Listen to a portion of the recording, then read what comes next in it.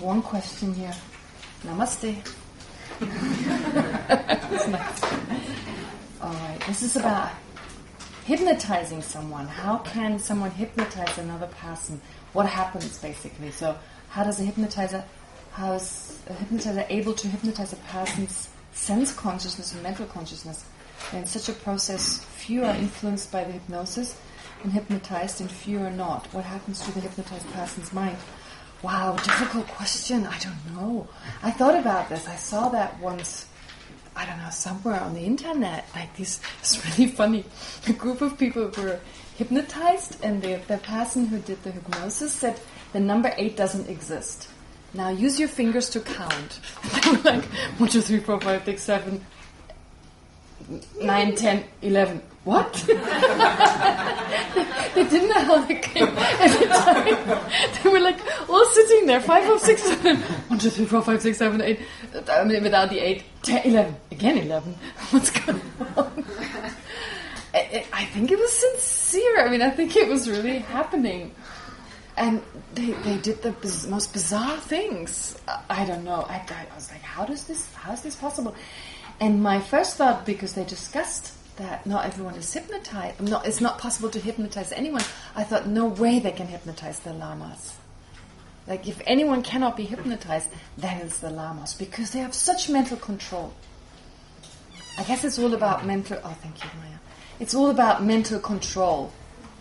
It's all about mental control. So I don't know if another person can control your mind. I don't know how that works. So I'm not sure the sense consciousnesses are affected versus the mental consciousness more than that.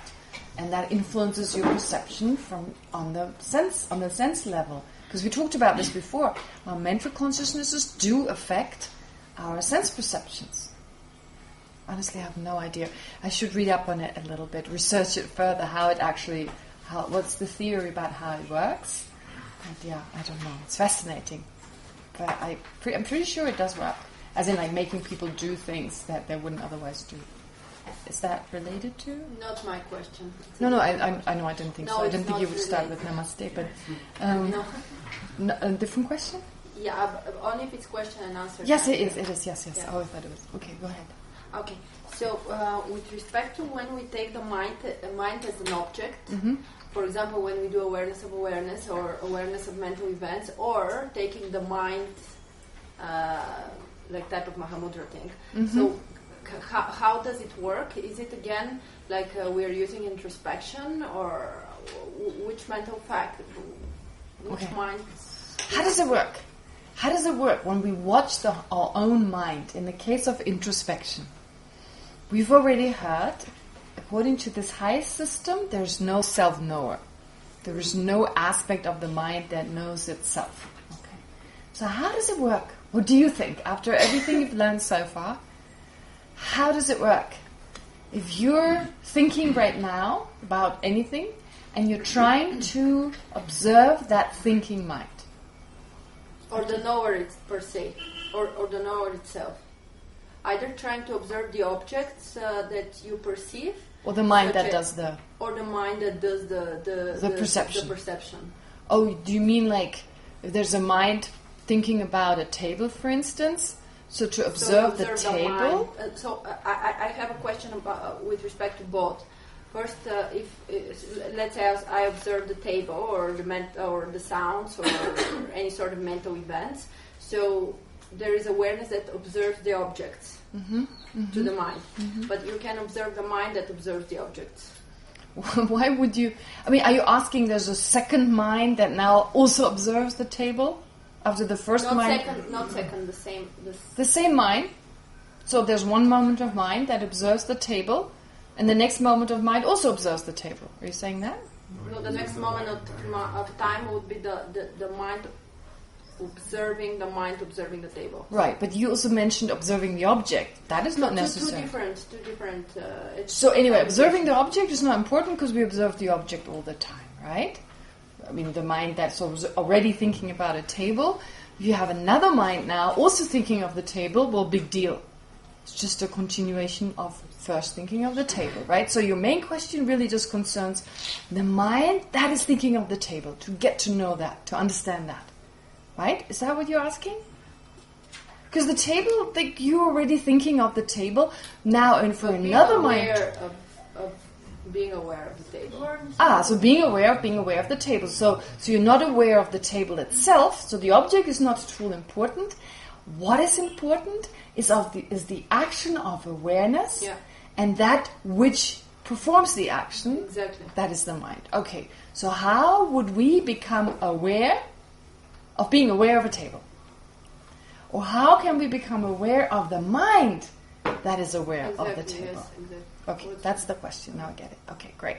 Yes, you wanted to answer that? I was just going to say there must be some, for every moment of mind, there must be some memory of it, because then the next moment of mind can remember what the previous moment of mind was thinking about or observing.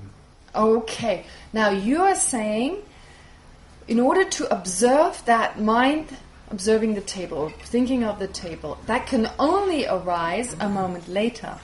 Yes. Would it be possible to have... only one mind.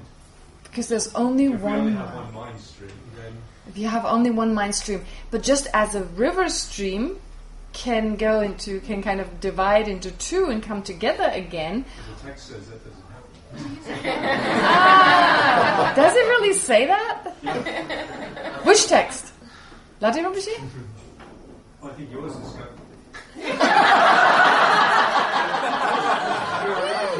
I don't remember ever saying that you can... That's the second time.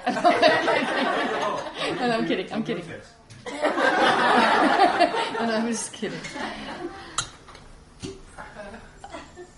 So, furthermore, it's not possible for six consciousnesses to function simultaneously in realizing their respective objects. Hence, when the mental consciousness realizes a phenomenon, all five sense consciousnesses become awarenesses to which the object appears but is not ascertained. That's all right.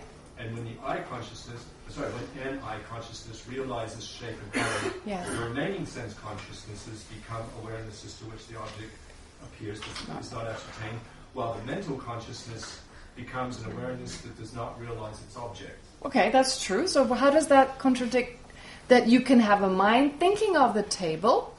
It's just thinking of the table. I'm not saying realizing it, just thinking of the table, analyzing it, thinking about it, and another mind, another mental consciousness, realizing at the same time the mind that is thinking about the table. So you still have just one mind that actually knows its object. The sense consciousnesses in that moment would become awarenesses to which the object appears, but it's not. Two mental. But to be honest, I don't think as ordinary people we can really do that. There is a passage where it says you can have bodhicitta, and at the same time you can be grasping at the inherent, with another mind, you can grasp at the inherent existence of the enlightenment your bodhicitta focuses on. Those are two different minds.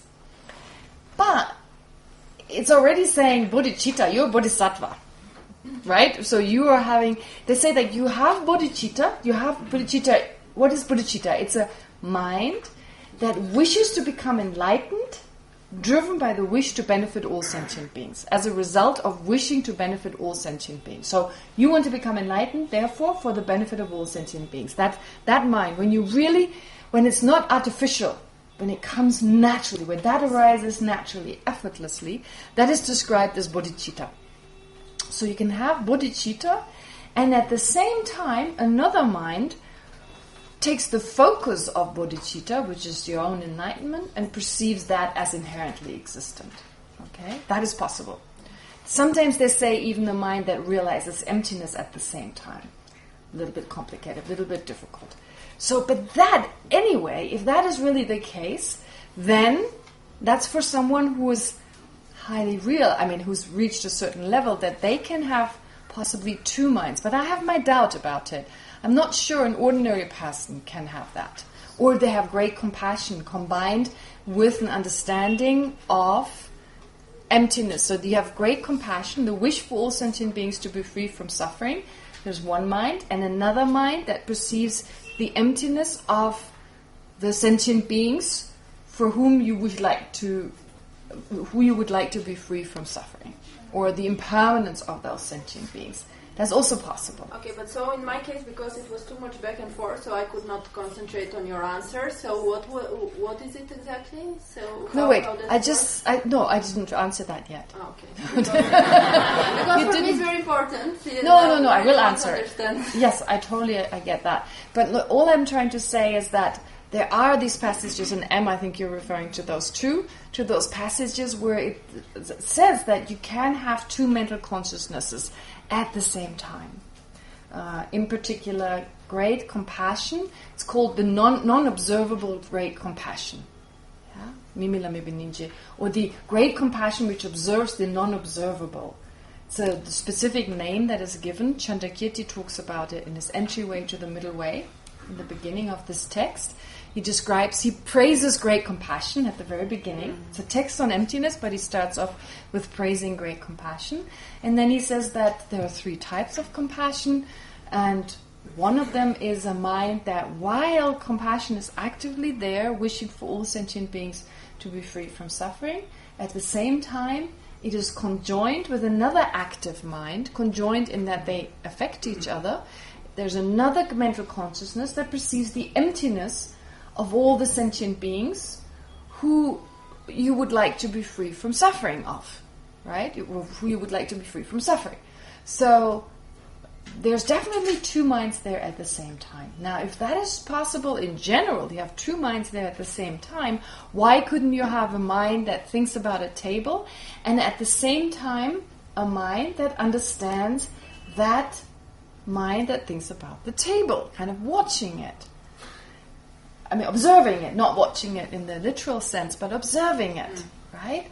And I don't know. It's like, I think for us, that is difficult to do. I don't know. I could be wrong about it, and there's quite a bit of debate on that. Is it possible the way I just described? Both of them are there. Or, as what's your name? Peter. Pardon? Peter. Oh, there's actually Peter. Have I used the one you were jealous about the other day? There's actually a Peter here. Who would have thought? I thought it was such a random name. No one's called Peter. Okay, anyway, Peter. All right. So Peter, what he's saying is that you could have a moment of thinking about the table, and then a moment later you observe the mind, but it's the same mind. Now its object becomes the mind that was there a moment earlier. So it's through memory that you observe the mind that is no longer there. So how would that happen? First you think about the table, but I guess also you would need to have the intention to think about, to concentrate on, to focus on the mind that thinks about the table. So the mind that thinks about the table becomes a mind that wishes to observe. You may just suddenly think, oh, I should really watch my own mind. So then the motivation to observe your own mind arises, giving rise to a mind, basically utilizing memory to think of the mind that is, or to observe the mind that, the mind that thought about the table. But now it's in the past, it lies in the past. So it's only through memory. Okay? Through memory. So do we realize the nature of mind through memory then? Well, do we realize in Mahamudra, for example? Well, that's the question here. So, do you realize an object? Can you realize an object that's no longer there? You can, right? Our eye consciousness does that all the time. Now, in this case, can we realize an object through memory? Of course we can. Of course we can. So in Mahamudra, then we utilize. So wait. memory. In Mahamudra, let me just finish this. So, for instance, in the Prasangika school, they say, not only can we remember we saw an apple yesterday, but because I saw an apple yesterday, that enables me to enables me to remember. But on top of that, without having realized that I was aware of an apple, I can infer that I realized an apple. So you didn't even have any perception of your awareness of the apple, and still you know, independent on memory of an apple, that you knew that you saw an apple. So here it's indirectly through memory. Now with Mahamudra practice, the kind of Mahamudra we do is not real Mahamudra, I'm afraid. We just do real Mahamudra. Mahamudra is a very advanced practice, and the real Mahamudra practitioners, they're really advanced. That's like us doing certain tantric practices, and it's fine, we're doing them, it's a great preparation. But I think there are probably different cases. So if it's really the case that we cannot simultaneously have two minds at the same time, unless we're more realized and we're more focused, then I think at that time our mudra would be of that type, versus improving that practice until we're able to do it in the way an advanced being would do it, and then they could do it at the same time. I see. Right? But I still don't know. I really don't know. What do you want to say to that? No, I You seem to look like you wanted to say something. No, I agree. I just, like, what's the line between, like, us and being able to have two minds simultaneously? Like, you're saying high-level beings, like, what bhumi, like, how, like... I don't know what bhumi that requires. I think it has more to do with the level of concentration. I mean, I don't think the bhumis are determined more by bodhicitta, so the different levels as a bodhisattva. They're determined by, well, bodhicitta and by their understanding of emptiness. But I'm wondering about, like, if you have a very deep level of concentration, I don't know. I mean, honestly, like I said, there's so much debate on that a lot of people seem to suggest it's more like you need to seem to believe, and I'll do more research on that. But a lot of people seem to believe that it's more like an alternate kind of situation for us ordinary beings. And then once we're more concentrated, we can focus better, then it would make sense to be able to do it at both times. Because there are these text sources that are very clear on that you have it at the same time, but they always talk about very advanced minds, such as bodhicitta, etc. So maybe a certain degree of concentration possible. But still, if you don't do it simultaneously, it's not a wrong way of practice. No, it's not a wrong way of practicing. I mean, if I'm angry, just now I'm angry, and a moment later I become aware of it, I'm pretty much aware of how my anger, what it was doing. I can go back, like just go, how someone saying something gave rise to this. So the memory is so vivid in that moment. I can pretty much get a good sense of that. Yes, I think I can. I just wonder, you see, there's other practices where you don't just become aware of being aware, but you're trying to see just the clear nature of the mind. Yes. Just the clarity. That is really Mahamudra. So the clarity, clear nature of the mind. But I'm talking about this as well, yes. Yes. So not becoming aware of being aware, but rather of just the clear nature of the mind. Again, I don't think you can focus on the clear nature of the mind with that mind itself, unless, well, maybe you can actually train yourself that, of course, then you couldn't have another object. It couldn't be a table. Because if you have the table, that it wouldn't work. But if you just focus with that mind on the clarity of that mind. Yes. But is that a conceptual mind or a direct perceiver? In the case of a conceptual mind, you're basically just taking that to mind. You're not exactly observing it. But of course you can have then a direct experience of that, where you directly perceive the nature of the mind. But that must be really high up there. You're thinking, but then the mind is not clear. No, that's what I'm saying. Once you have a direct perceiver, we haven't even talked about them yet, like that are called yogic direct perceivers. But it's again mental. That's a mental consciousness. But that's like when you realize emptiness conceptually versus realizing emptiness directly. Having a direct experience of that. So, yes.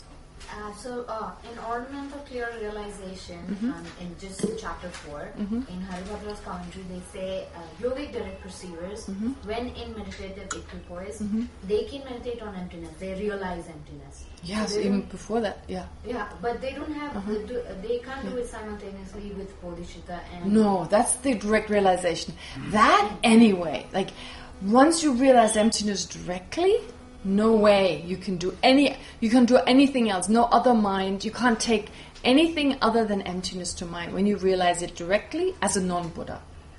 But here I'm talking about, for instance, realizing emptiness conceptually. and then generating compassion at the same time. That's. But is it not the direct, the subsequent mind or subsequent cognition doing that?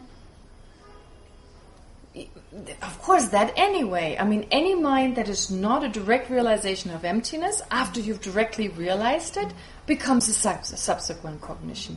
So if it's a mind, after you realize emptiness directly, then you realize it conceptually afterwards and you generate compassion, then always, because it's not a mind that realizes emptiness directly, it's subsequent to that cognition, so it's always that type.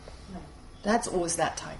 So whether it is or not, the point is that if you directly realize emptiness, you directly experience it, there's no other mind that you can have at the same time. But that's not what we're talking about. We're talking about something else. We're not talking about direct realization. We're talking about a conceptual mind thinking about emptiness, realizing emptiness conceptually, and many of you still don't know what that means, but we'll come to that. For those of you who know already, well, just addressing that. And then at the same time, generate great compassion. A conceptual mind, realizing emptiness, and generating great compassion. Both those two. The emptiness comes first and then you bring the bodhicitta? Pardon? The emptiness comes first and then bodhicitta? Is that always the sequence? No, of course not. No, that's also not what I'm saying. Like, whatever comes first, that's up to the person, what they're more familiar with. No, but in any case, whichever arises first, but then you can have both together at some point. Okay? And when you do, you describe that as great compassion observing the non-observable. Okay? So we're going a little bit into some details that you may not want to hear right now, but since it was asked, I think it's still an important question because there's so much emphasis on watching the mind. So much emphasis on it. So everything we do is very academic. But I don't want you to leave it at that, to be academic. What I want you to do, and I haven't stressed this much yet, because this is not a kind of smaller course when we talk about emptiness all the time, and I say that very much from the beginning. But I might as well say it now. Now, this is really the time, since this is a retreat, actually, when you do a retreat, we talk about the session and the in-between session period.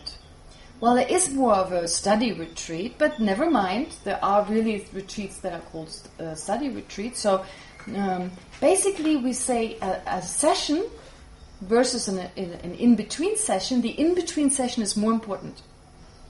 The in-between session is more important in the sense that you digest whatever you learned.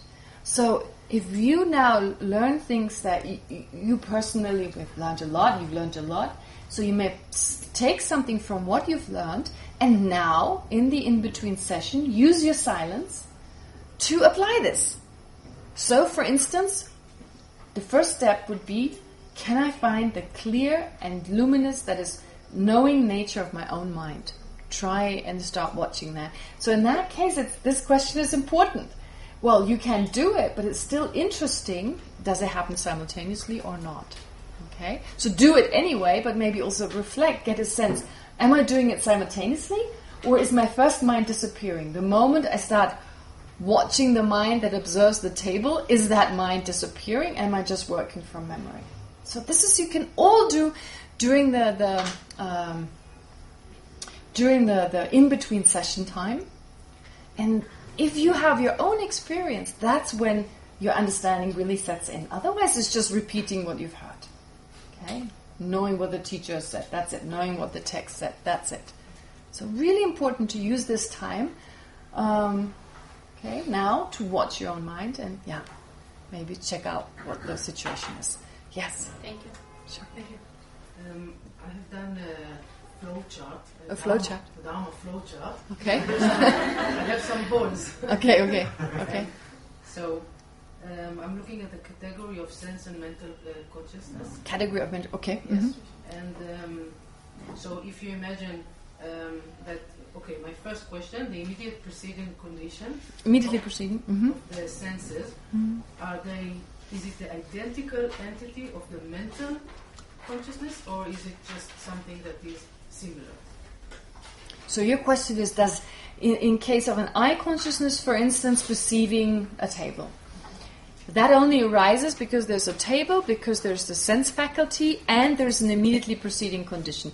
Is the immediately preceding condition necessarily a mental consciousness, or can it be another type of consciousness, right? What do you think? Is it necessarily a mental consciousness? Is there a time when it has to be a mental consciousness? No, you know. We just did that a few weeks ago. No, you know the answer. I want to hear from everyone else. Ask the question again. Oh, you didn't hear the answer. That's good. The question is there a time... No, I'm just kidding.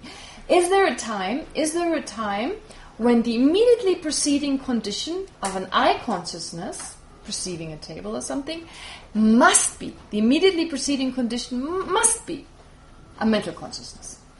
Just before you wake up? Very good, that's it. When you wake up, because a moment before, there was no sense consciousness, right? So it could have just been a mental consciousness, yes. So there can be times when the immediately preceding condition is a mental consciousness. Now, in Latsha Rinpoche's book, it basically says it can be any of the six. He says that. But some disagree with that.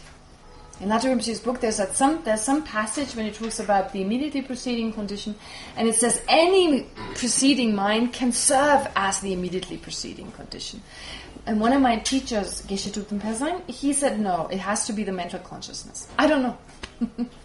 I have no idea. I don't know which one it is. From my own experience, I cannot tell which one. To me, it makes sense it's the mental consciousness. To me, it makes sense it's the mental consciousness, because although the sense consciousnesses can influence each other, but they do so through the mental consciousness.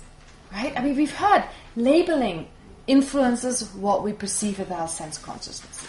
The feeling of pleasure or displeasure that comes along with the sense consciousness is influenced by the mental consciousness. When we're grieving, grief being a mental consciousness, it affects how we see color, how we perceive shape, perceive taste, for instance. So all that is pretty much influenced by the mental consciousness. So to me, the mental consciousness, it makes sense. Okay. But check it, because it's not decided. Yeah, I mean, there's still, leave it open to some degree. Leave a question mark somewhere. Okay, so the next step is the question is the direct perceivers and the wrong consciousness, are they only part of the senses or also part of the mental? Is a direct perceiver necessarily a sense consciousness? And is a wrong consciousness necessarily a sense consciousness? Okay. Is a direct perceiver, is it always a sense consciousness? Or can it also be a mental consciousness? Intuition, it's a mental consciousness. Well, whether intuition is a direct perceiver, it needs to be seen. But if it's a direct perceiving intuition, then I agree with you. Yes. Okay. In that case. Okay. Whether you have that really is to be seen. We do say that there are direct perceivers that are dreams. Lama Tsongkhapa mentions, for instance, that there are direct perceivers which are dreams. So this is a mental consciousness. This is a dream consciousness. They're definitely yogic direct perceivers. Okay, but we come to those. This is okay. So wrong consciousnesses, can there be a mental consciousness? Come on. Is there a mental consciousness that's a wrong consciousness? Yes. Not for me. Yes, go ahead. Yes. You said something? I feel like there's a lot. You feel like there's a lot, yes. I feel the same. Can you give me one example? One example you can think of? A mental consciousness that's a wrong consciousness? The object of which doesn't exist, that we've discussed before? I think I like desire for Yeah. fear of the future. Fear of the future, anger, right? The fear of the future as in like, if this happens, if that happens. I mean, it has to be an object that doesn't exist. Visualizing a certain scenario and kind of visualizing it, that to really take place and then experiencing fear. Or anger. Yes. Okay, so next question. We can work on that flow chart at a later point. It seems like you were really like there from the beginning. Yeah, I Yeah. asked you a question, you asked me to ask that Oh. later. When? Oh, that's true. Then go ahead now. Sorry, you'll be next after him. He did actually come in a break and I asked him to wait. So this is just a thought, please correct me where I go wrong. Yes. I'm thinking of a post-meditation technique, right? So, Post-meditation you asked- technique. Yes, yeah. okay, go ahead. So the I consciousness, right, which heavily relies on sense consciousness. Mm-hmm. So when we meditate, The I consciousness heavily relies on sense consciousness. so The I consciousness is a sense consciousness. is a sense consciousness. So how does it rely heavily? I'm talking about the ego part, trying to relate it with the ego. The I. The I. The sense of Heavily relies sorry, I thought you said the I consciousness. Oh, the the mind grasping at itself. Okay, sorry, that was misunderstanding. So I'm taking out the consciousness. When we say I consciousness, we mean this I consciousness, right? Not that I consciousness. But I say I consciousness, that's what I mean. Yeah, the mind that wrongly perceives an I that doesn't exist. Okay, great. So it Go ahead. heavily relies on the sense consciousness. When we meditate, the first thing we do is we relax our sense consciousness. We relax our body, we lower down our gauge, right? And in that process, it helps us to get well aware of our mental consciousness. We are more aware. Yes, okay. So in our day-to-day life, when we are talking to people, when we are walking, if as a habit, if we relax our senses, right, keep it loose, not very tightened, right, sense consciousness, will it help us to be in better access or better touch with our mental consciousness? Can this be a practice? What do you think? I really like that because that's like practical. It's not just walk away from the retreat and leave it all behind, but actually finding something that you can integrate into your everyday life without going off into the mountains. What do you think? What do you think? Can get a self-care. Pardon? Can get a self-care by a car or something like that. Yeah, if you're like a pilot, I'm not sure you want. No, I'm kidding. Okay, I guess. Well, any suggestion? First of all, yes. So the one suggestion is be careful. Don't do it too long. You may be run over by a car. So we need to still pay attention. I think the mental consciousness will make you more alert. It depends on what you're... It will make you more alert, but it won't tell you there's a car coming unless you have an I consciousness helping you out. You're not losing the contact with your sense consciousness. Oh. Just keeping it loose in a way, Okay, so... Not very tight, we heavily rely on our sense consciousness for everything. But are we keeping the sense consciousnesses tight? Or is the mental consciousness too obsessed with the input from the sense consciousness? Right? So it's really like the sense consciousnesses just do their job. But our mental consciousness, this attachment towards sensual input. Right? So you're really asking letting go of our desire for sensual input and rather to focus on other things. Is that what you're saying? Where if you want to take it in a different terminology, I'm asking maybe to be less distracted by the noise and by the senses and everything. Wouldn't that be nice? So what is the technique for that? I agree. What is the technique for doing that? To be less distracted, yes? Weirdly enough, it's to be more aware of the effect they have on you, I think. Pardon? It's if you are more aware of what's going on in your body when you're engaging with the sense world, you'll be less affected by them because you can observe them objectively. Alright, so he's suggesting to focus on maybe one sense perception rather than... It is the same as when you meditate. When you meditate, you automatically relax your sense consciousness. You lower down Wait. Let me make sure. Because when you're meditating, not in every meditation do you let go of all your sense consciousnesses, right? There's one meditation where you need your sense consciousnesses. Which one is that? Breathing. You need the body consciousness to watch your breathing. You just relax them. Sense consciousness never goes from the body. You can still feel the sound, you can still, watch someone going this way. But you just suggested to be less distracted by it. In order to be less distracted, what is the opposite of being distracted? Focused. Now, you don't want to be focused on all 6 sense objects, because that's very difficult to be not distracted by focusing on all 6. So his suggestion was to focus more on one, on the body. And I agree with this. I think that's a really good suggestion. Focus on the breathing. Remember, we talked about this a little bit this morning. So when you want to calm your mind, one of the participants talked about this when she's in a meeting. She said she gets herself to breathe very slowly and deeply when there's a lot of stress. And she finds that other people pick up on that. And that makes total sense. Again, our ability to mirror neurons, whatever you want to call it, that when we see another person be calm, breathes calmly, it may affect the people around us. That's her experience. She shared that with me during the break. But despite that, So it's a good reason to do it because it calms other people down. But to really, yes, go back to the breathing. Right? So every now and then, watch your breath. As you're driving a car, okay? You are in the middle of a traffic jam in Delhi or wherever you live, okay? And then every now and then, just go back to the breathing without being so distracted by the horns, by people getting angry, etc., the heat. But instead, focus on the breathing. Every now and then, bring the mind inwards. Yes? It's an observation on that. I don't know if it's a helpful analogy, but like sometimes in yoga, your teacher asks you to engage a particular muscle or muscle group, and you end up engaging about 6 or 7 that you don't need to, as well as the one that you do, right? So, which is kind of interesting. So maybe our sense consciousnesses are not quite as we're not quite as in control of them as we wish to. Yeah. That's true. To also be aware of that.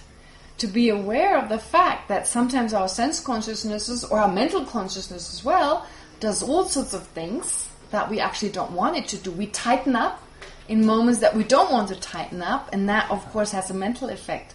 So to really deeply learn to relax. I like that about yoga. I think if you have a hard time to just sit and focus on just breathing, some people have a hard time doing that. Well, how about doing yoga? And just focus on the parts in that moment that you are stretching or that are particularly moved in a way in which you usually don't move. And then try to relax them, right? Like really make a conscious effort to whichever part it is. So you're like there stretching your legs. It's maybe slightly painful or uncomfortable. And you relax within that. You create this deep sense of relaxation. When you arise from that, there's a sense of deep relaxation, and that remains with you throughout the day. So you could maybe start the day with yoga, etc., and then focus on certain parts of the body. If it's not the breathing, focus on certain parts, such as your shoulders. What happens to your shoulders when you're stressed? They tighten. They tighten, right? So again, focus on those parts and allow them to relax. Okay? Focus on your head. When it's too full, and allow this to relax. I think that would be a way to deal with stress.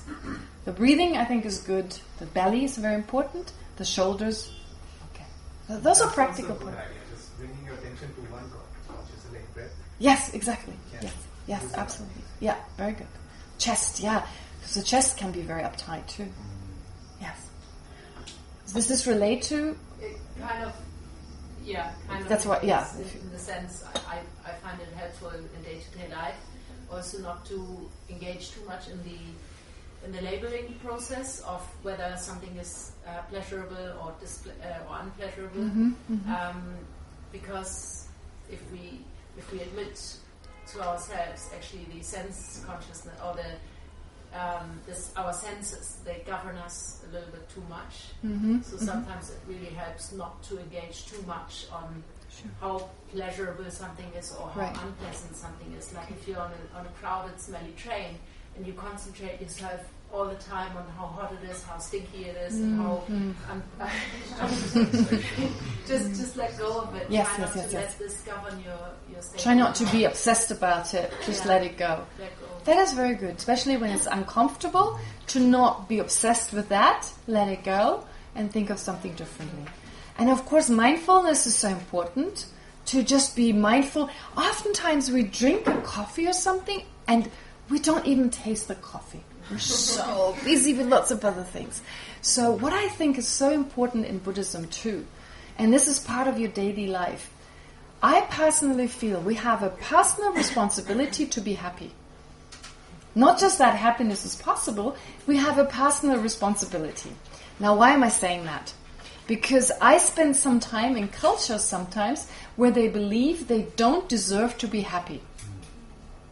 Right? In some cultures, there's a sense of so much suffering around me, I don't deserve, other people are not happy. There's really like a deeply ingrained sense that I can't be happy because of what my family went through, what my people went through, etc. So I personally feel we have a personal responsibility to be happy.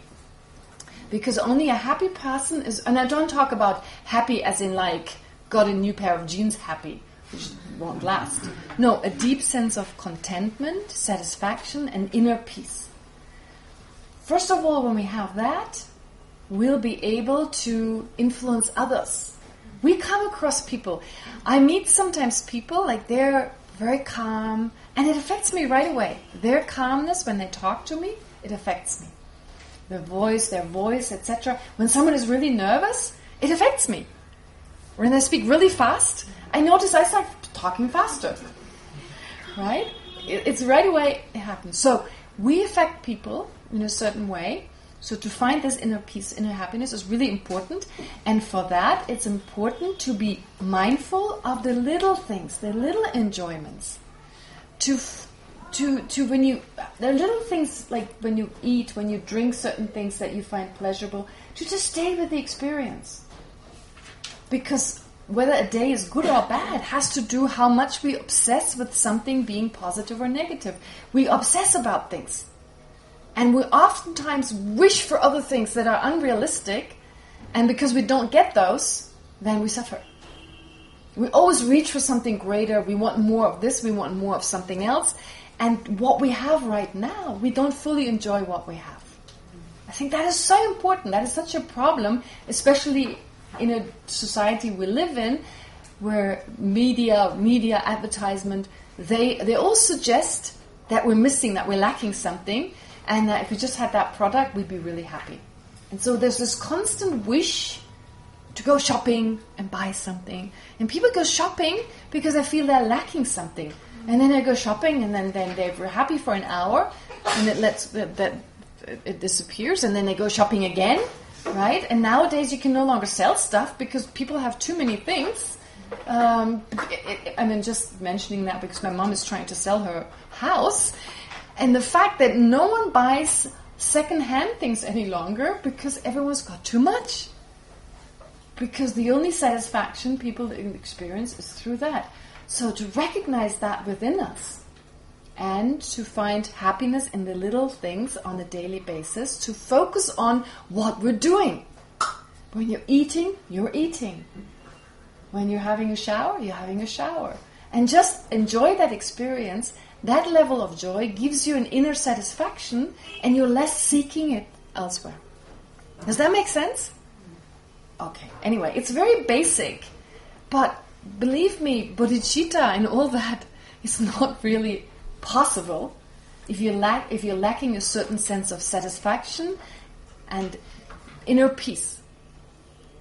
We'll always be looking for something and wishing to become enlightened for all but sentient beings. It just comes from the mouth, as the Tibetans would say. Right? Okay. All right. I said you were next. Okay, go ahead. All right.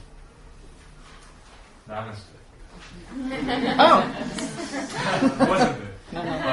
I have three contentions, one of which is probably in class so you might say. Mm-hmm. Do you want the one about the now? I'll just do this. The problem with saying we never experience the now, the present moment, is that this is a propositional knowledge. It is conceptual.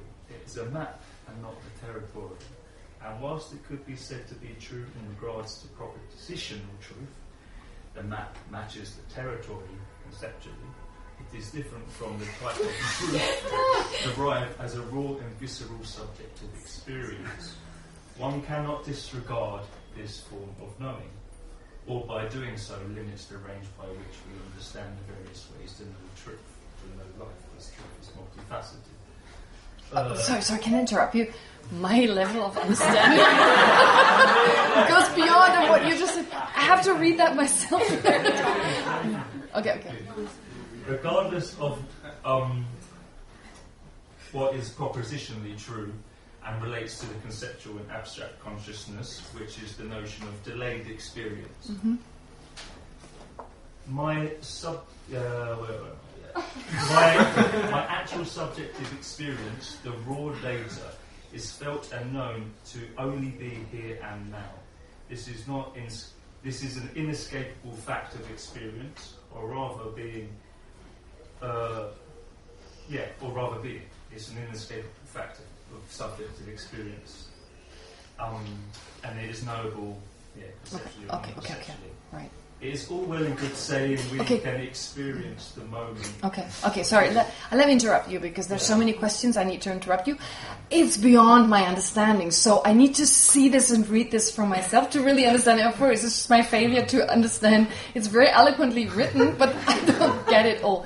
So, the only thing I'd like to comment to that and allow me to read it, if you can pass it on to me, and I do that in the break. But what I want to say is, I don't say that we cannot experience the present at all. I'm talking about sense perception.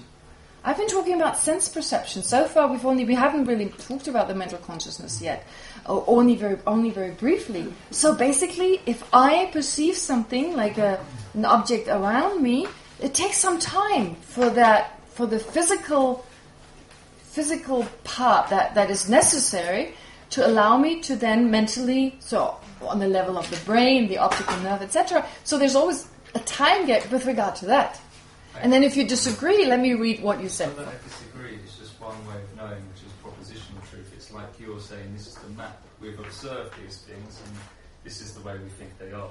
But there's actually a subjective experience, which is a different way of knowing, which is more like the clear yogic, which is like...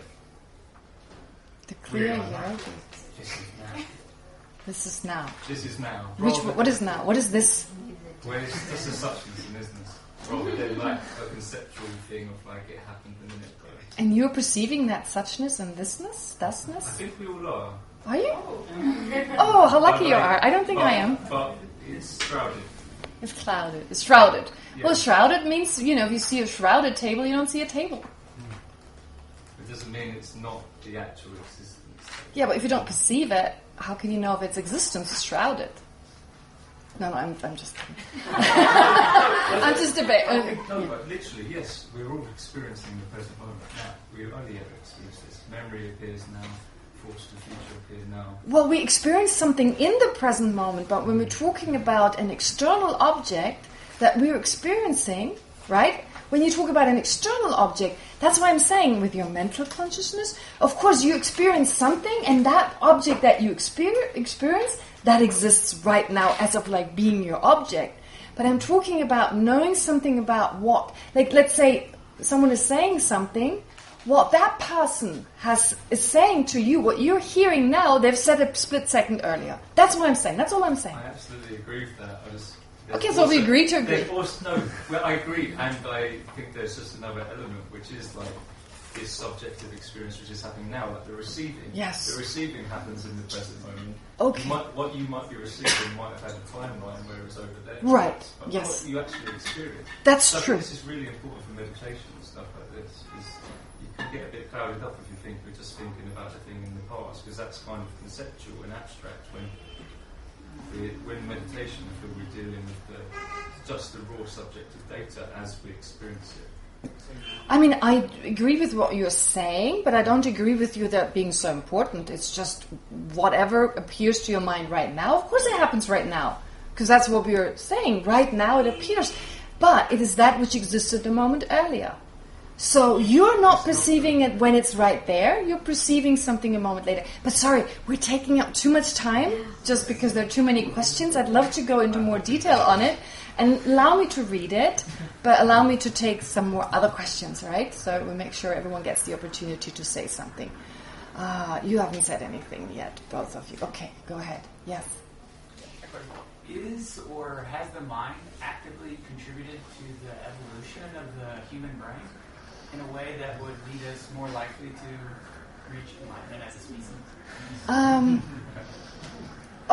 The first part of the question, I would say yes. Has the human mind... Well, the human mind is such. Actually, our mind has contributed to the human brain. And once there is a human brain, we call that a human mind. So the mind in general has contributed to the human brain. However, you would only call it a human mind once it is based on this brain. So they're basically simultaneous, the human.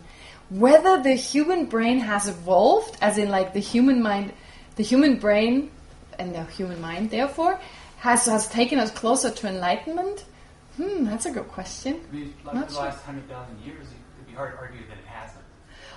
Right, so the last 1,000 years, but the thing is, like, this is a very small time frame. From a Buddhist point of view, we've existed since beginning this time. Plus, this human existence is just one type of human existences. There are other universes.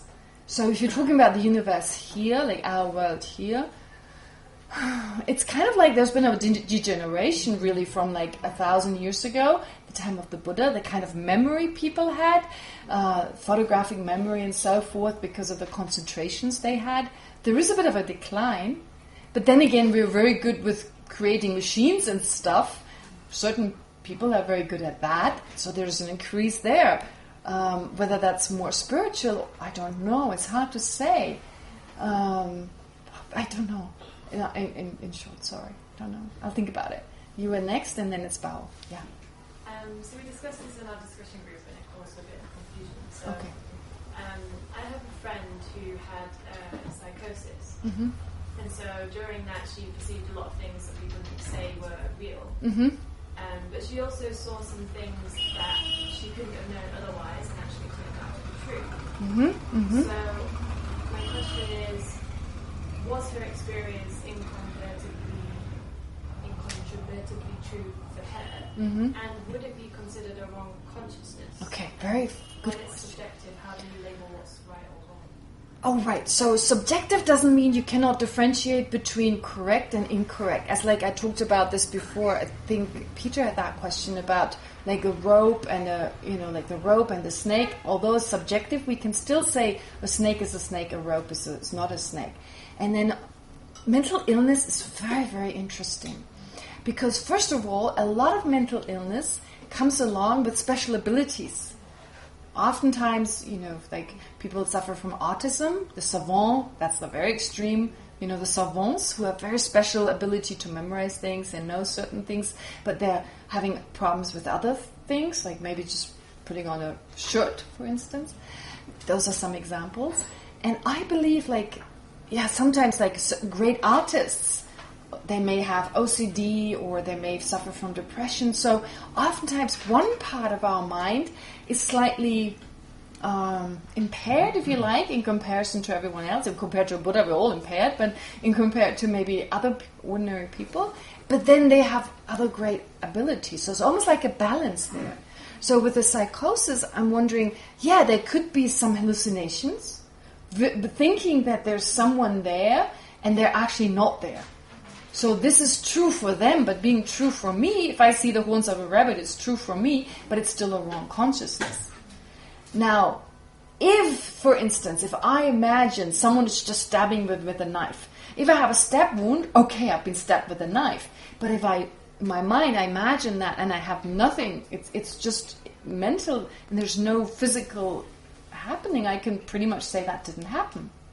Okay? But on the other hand, if then there in between those periods when it's an hallucination, there are realistic perceptions, I would say it's a mixture. And maybe it's again this kind of like sometimes she knows things that are unbelievable, and those I guess we can trust in that moment if we can establish that this is true. And at other moments there are hallucinations, and it'll be just, what we need to find out is which one is reliable and which is not. Yeah. Yes. So maybe I can add something to your responses to the excellent questions brought up by this gentleman. Okay. Yes, go ahead. Daisy. Yeah. So first response to you. Well, just one response, if you don't mind. Yes. Yeah. Okay. I'd like to give two specific examples of how the needs of the mind have brought up structural biological changes in the brain. So the first example is the area in our brain called the Broca's area, which allows us, it sits in the left hemisphere of our brains. Mm-hmm.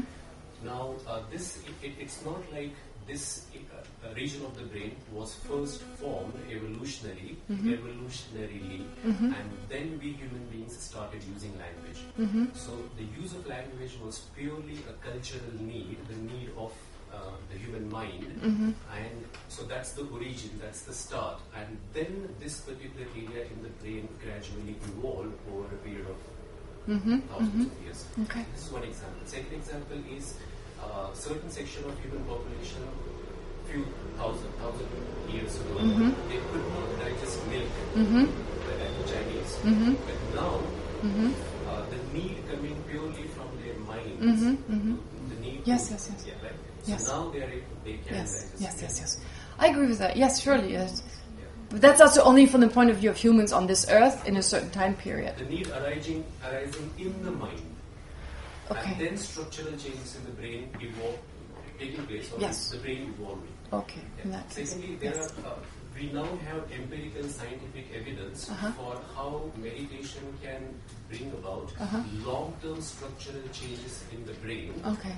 so that after the meditator reaches a certain level of expertise, that state of meditation becomes their normal state of meditation. Right. Yes. Yes. Okay. Thanks. Perfect. Thank you so much. So yes, I agree. There is that's that possibility. But of course, the question is, does that degenerate again? As in, like, I agree. So these parts of the brain.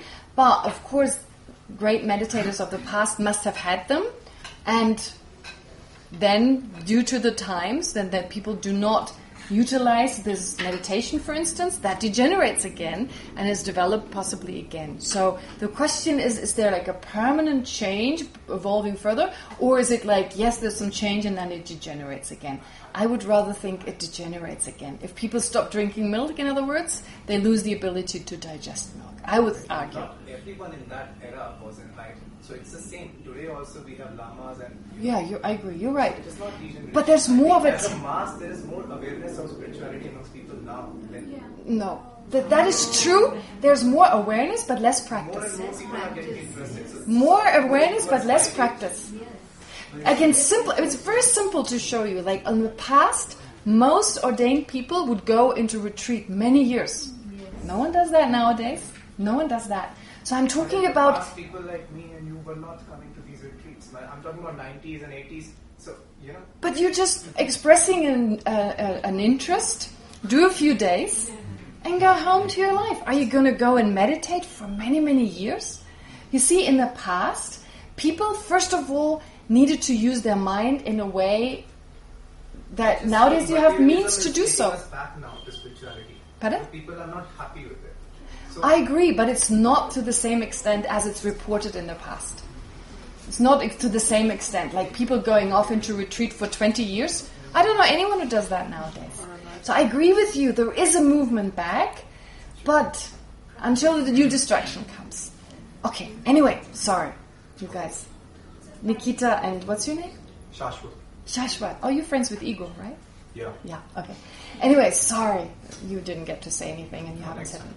Pardon? Next time. Okay, great. So I want to go a little bit further through the text, if you don't mind. You can also come forward during the break, which we're going to have soon. Right? I lost a little bit, 15 minutes, right? I say a little bit, so we get a sense you leave this class with a little bit from the text.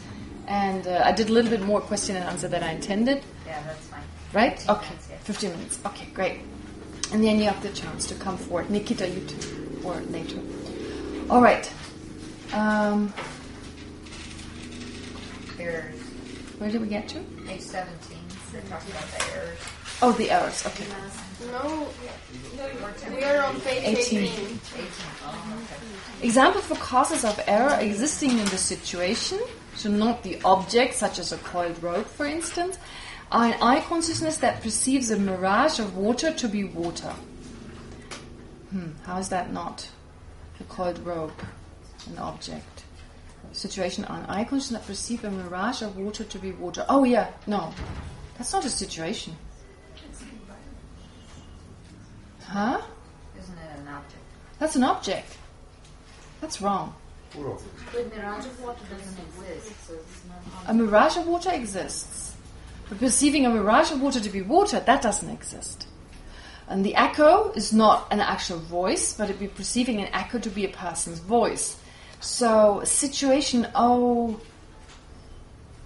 why the situation? I forget now. Usually, I think I made a mistake in here. So, I think the situation is usually when you're in a boat, the boat is moving, and you think the shoreline is moving. So because of your movement, you misperceive. Okay? For some reason, I don't know how I got this wrong, but... When you're in the morning, you call this an optical illusion.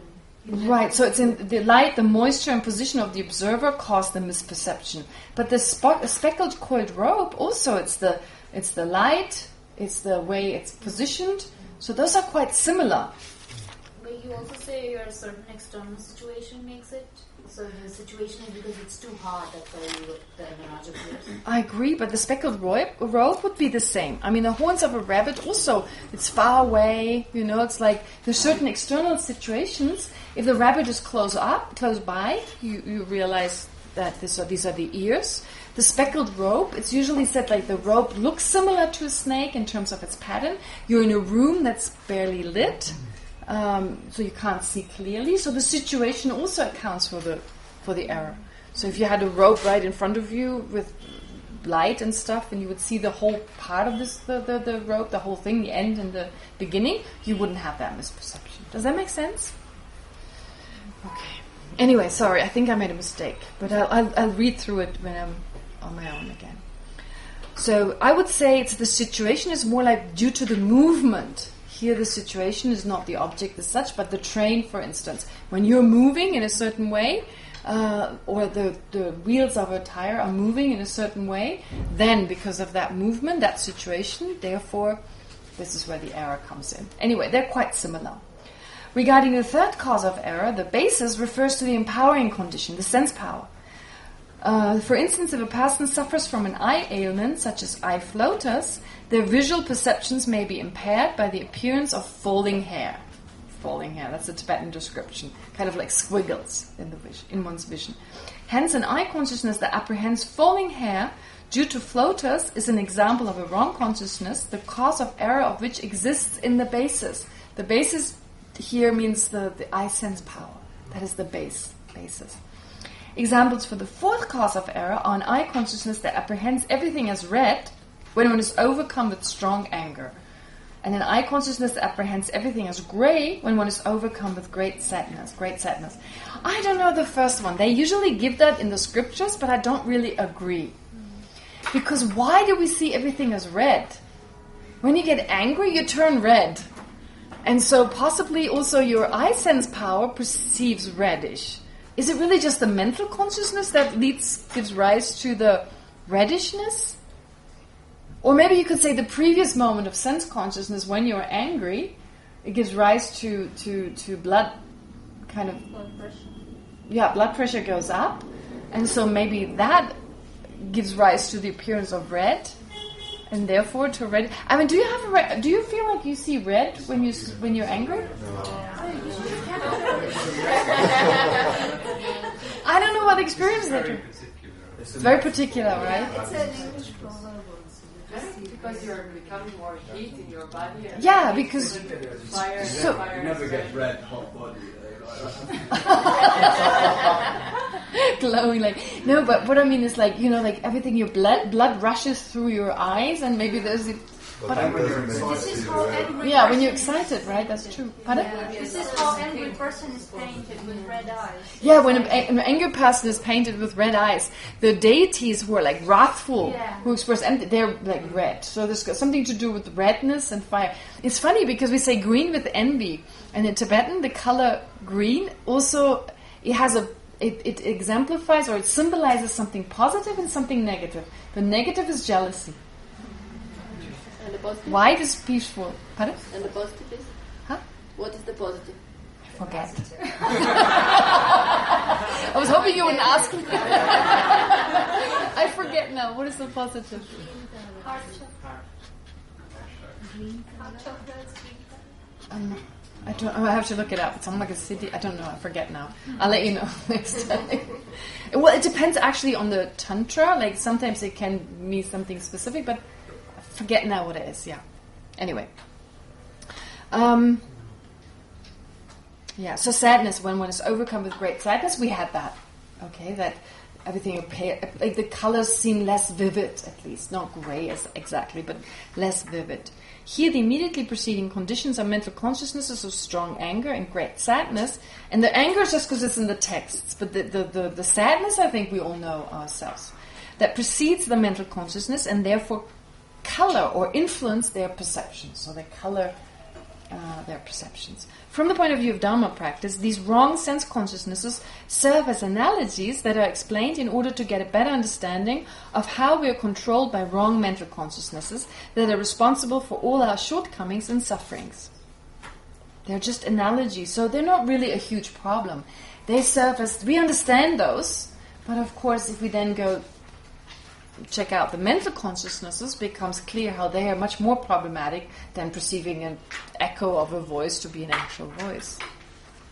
Regarding the categories of mental consciousnesses can be divided into conceptual and non-conceptual. Now, this is difficult. This is a little difficult, but very, very interesting. Conceptual and non-conceptual consciousnesses, whereas sense consciousnesses are necessarily non-conceptual. They're always non-conceptual. All right. Now the category of conceptual and non-conceptual consciousnesses. As mentioned above, mental consciousnesses can be classified into conceptual consciousnesses and non-conceptual ones. However, as ordinary beings, as ordinary sentient beings, our mental consciousnesses are mostly conceptual minds. Now, what is a conceptual mind? The difference between conceptual and non-conceptual awarenesses is that conceptual awarenesses do not perceive their objects of engagement directly, whereas non-conceptual awarenesses do. What does it mean directly here? Conceptual consciousnesses are necessarily mental consciousnesses that apprehend their object of engagement indirectly by way of what is called a generic image, or literally a meaning generality. Okay? Now this, I remember for a while I received a magazine called Scientific American Mind, and in there was one, and I still have the article at home. I'll look through it and see whether it's relevant to you, but it talks about this same idea, or this same discovery basically of the mental image. That we all use mental imagery if we think of a visual object. Sound imagery when we think of a sound object. So generic image here can be a little misleading. It's just a generic representation of the thing we're thinking of. So how, in this particular article, how did they get to that? They had a group of people and they asked them to think of their breakfast in the morning. The breakfast table that they used where they had their breakfast on. And when they asked those participants to describe the table, they found everyone had a different experience of that table. So they were all asked to think of a table, of the breakfast table. So it's this generic breakfast table, we talk about breakfast table, but then individually everyone had a different one. It described it as yellow, the other one it was squared, it was longish, whatever it was. So that gave them the clue that there's an image there that appears. Actually, big deal. If you really watch your own mind, you're aware of that. If you think of a car, I mentioned that a few days ago, when you think of a car, you probably maybe think of a Mercedes or, I don't know, a certain type of car, right? I don't know many car types, but, like you think of a particular type, maybe with a certain color. And I'm pretty sure if you were to describe, when I say car, think of car, always a car appears. Something, a representation of what a car is for you. That is called a generic image. Without that, you couldn't be thinking of car. If I said to you, think of a certain song, yesterday from the Beatles or something, oh, now I can't let go. So think of it, what do you think about, is it a sad song or not, or da-da-da. So then in your mind, you go through, you have an image of the song. It's not the song. It's just a representation of that song. It has to appear to your mind, unless you think it's sad or whatever, and then you don't really need to, you can respond very quickly. But even in that short moment, you probably have a short appearance of that sound. Does that make sense? Or when someone asks you, you were sick yesterday, how did that feel? There's an appearance of whatever your memory enables you to have appear to the mind.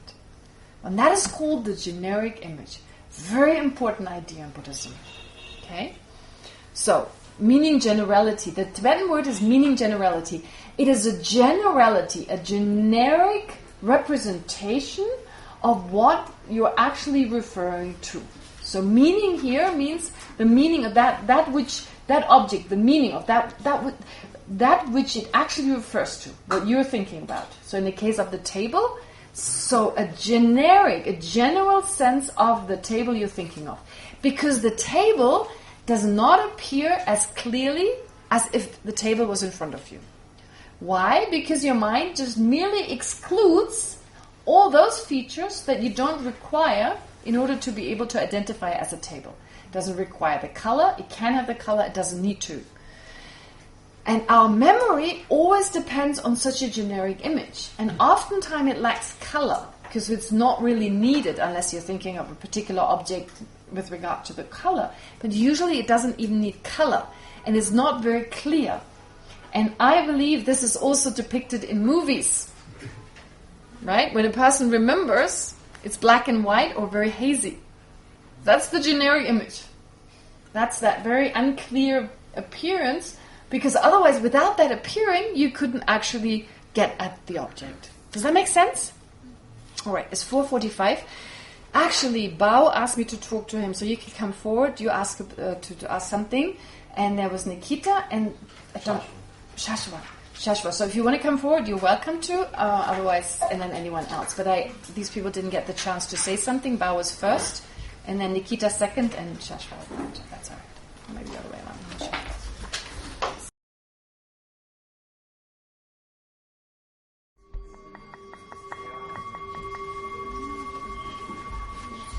Okay, thank you. All right, getting back to the conceptual consciousness. Very, very important idea. And I know you're tired. I think you are a little bit tired, but it's just another hour. Okay. So, like I said, one of the most important ideas, or one of the most important awarenesses to understand is the conceptual mind. Because our lives are controlled by conceptual awarenesses. So they have a lot of advantages, but they also have a few disadvantages. All right. So let me just continue. When we think about a visual object, such as a car, that is not nearby, so that we cannot perceive it with any of our sense consciousnesses, we have to rely on a conceptual awareness. To that conceptual consciousness, a generic or mental image of the car appears. So I use different words here. Meaning generality is not a word we use in English. So generic image is one word, mental image is one word we use. It is basically... You can say it's the product, for instance, of memory, right? Of a memory of a particular car that somehow you associate with car in general, that can serve as such a representation of car in general. Okay. Similarly, when we think, so to that conceptual consciousness, a generic or mental image of the car appears. Similarly, when we think about a song, a generic image of the song appears. When we think about the smell of a perfume, a generic image of the smell of the perfume appears. When we think about a chocolate, a generic image of chocolate appears. And when we think about smoothness, a generic image of smoothness appears. So for us, the generic image that is associated with a visual object is we're much more aware of that. As we go along, sound is a little harder, smell is also harder, taste may be a little easier because we eat a lot, or depending on how much you enjoy your food. And then tangibility depends. I mean, you can imagine it's cold, right? Just think of imagining, like when it's really hot in the room, you can still bring to mind like a cold, like thinking of it being cold. So of course, cold doesn't appear to you, but a generic image, a meaning generality or mental image of coldness can appear. The generic image, so taking just the car. See, I moved away from the vase, now it's a car. The generic image of the car is only a representation of the car, not the car itself, obviously. It serves as an intermediary object. that allows the conceptual consciousness to get at the ka. So without this intermediary object, the ka couldn't think about it. The mental consciousness the conceptual consciousness couldn't think about the ka. So it does automatically appear, because otherwise the mind couldn't think about ka. The generic image is a subjective representation of the ka, in that it encompasses what we mean when we say ka.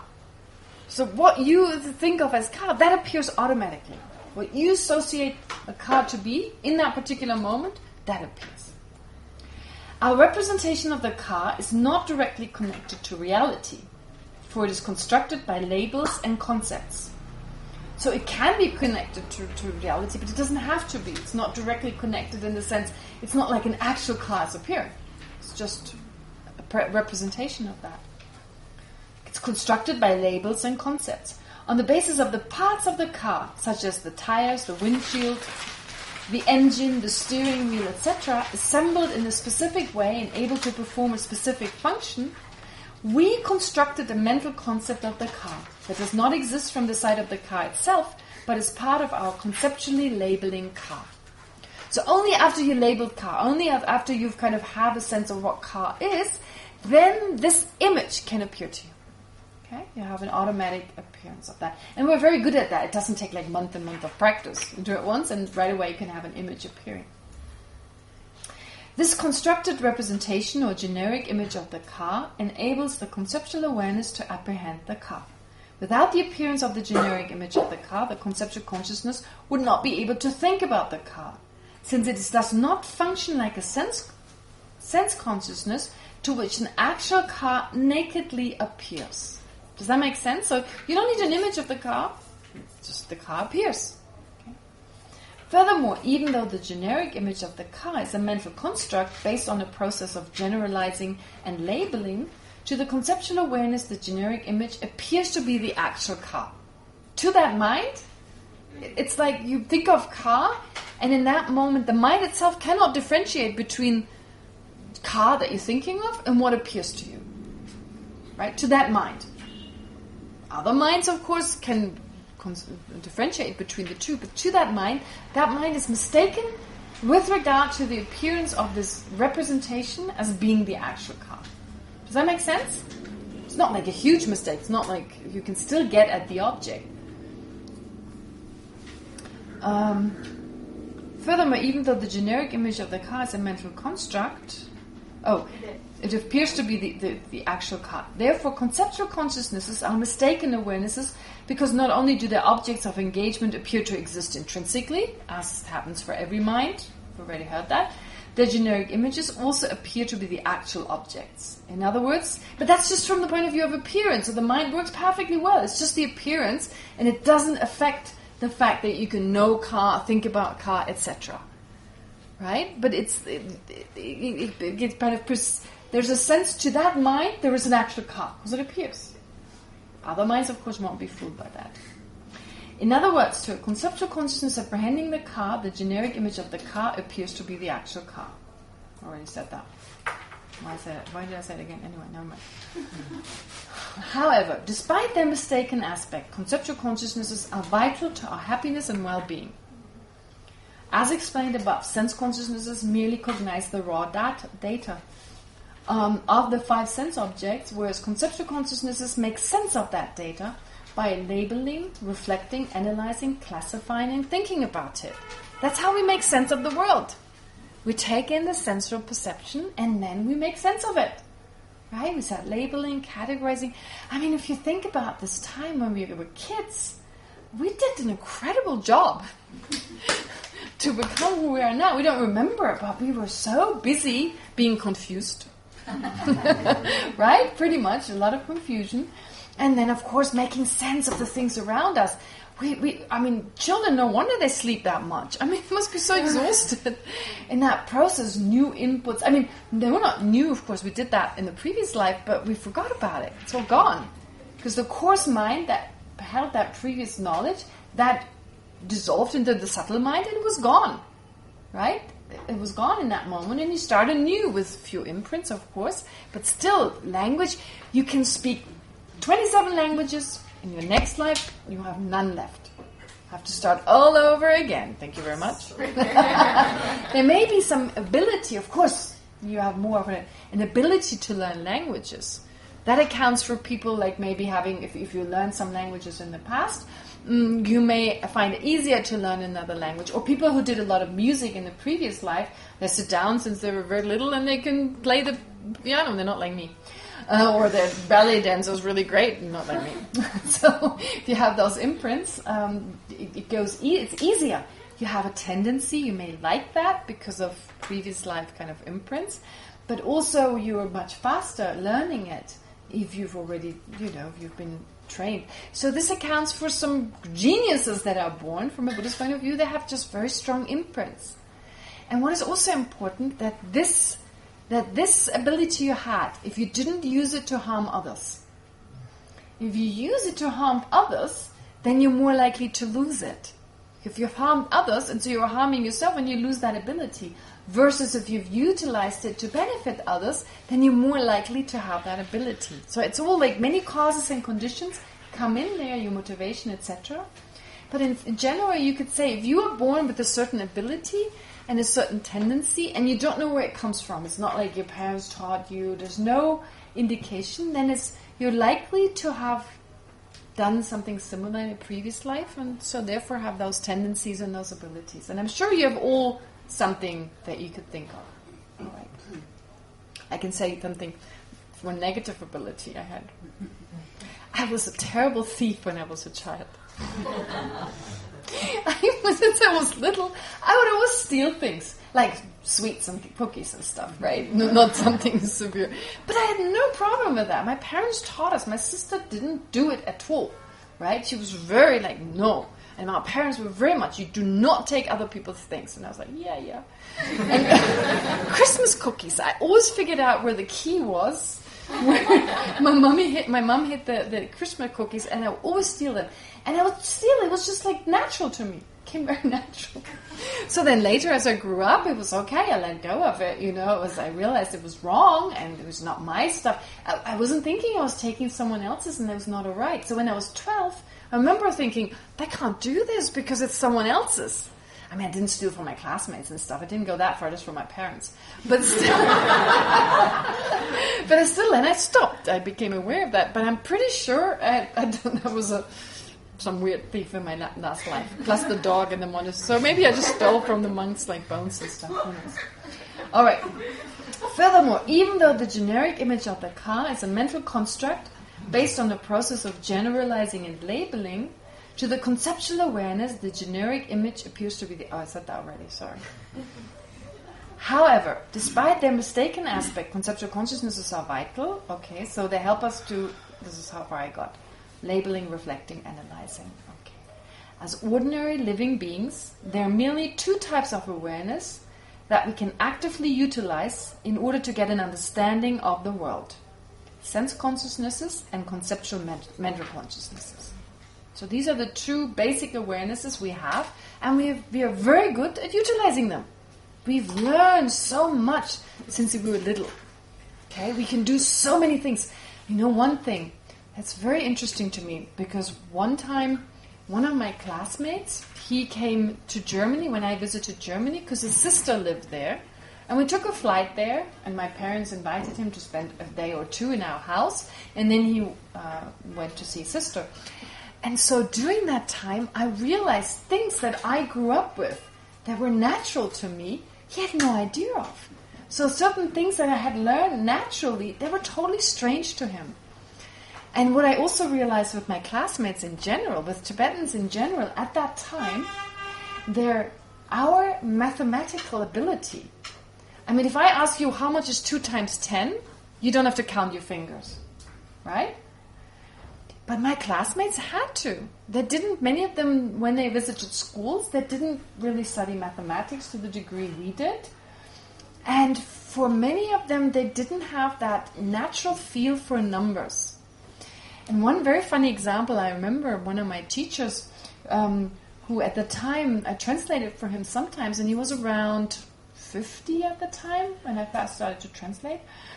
And one time he told his story.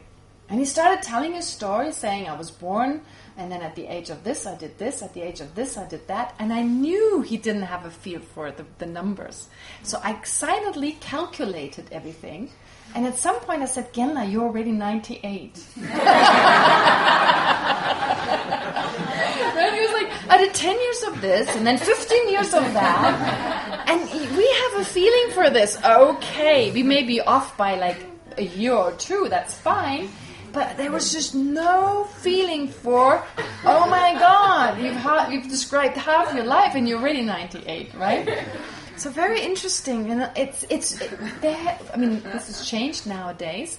But of course, at a certain age, he was born in Tibet when Tibet lost its freedom, and came as a young child, and basically didn't have the same education as people have nowadays. Also, Tibetans have, and it just wasn't there. Incredible knowledge of other things, but what is so funny? I take it for granted. It's almost like I don't remember when I could not do that. I don't remember when I could not write, when I could not read, without having to read every word very consciously. It comes automatic, right? I mean, even being able to read upside down, I don't remember when I could do, and not that I can read as, but I identify words, I can read we can all do that. So Tibetan is a little harder reading upside down. But the point is, we are so used to it and we don't remember, but we acquired all that through our sense consciousness and our conceptual mind. Amazing job we did. So better to get out of samsara, because we have to do it all over again. All right, anyway. As ordinary beings, okay.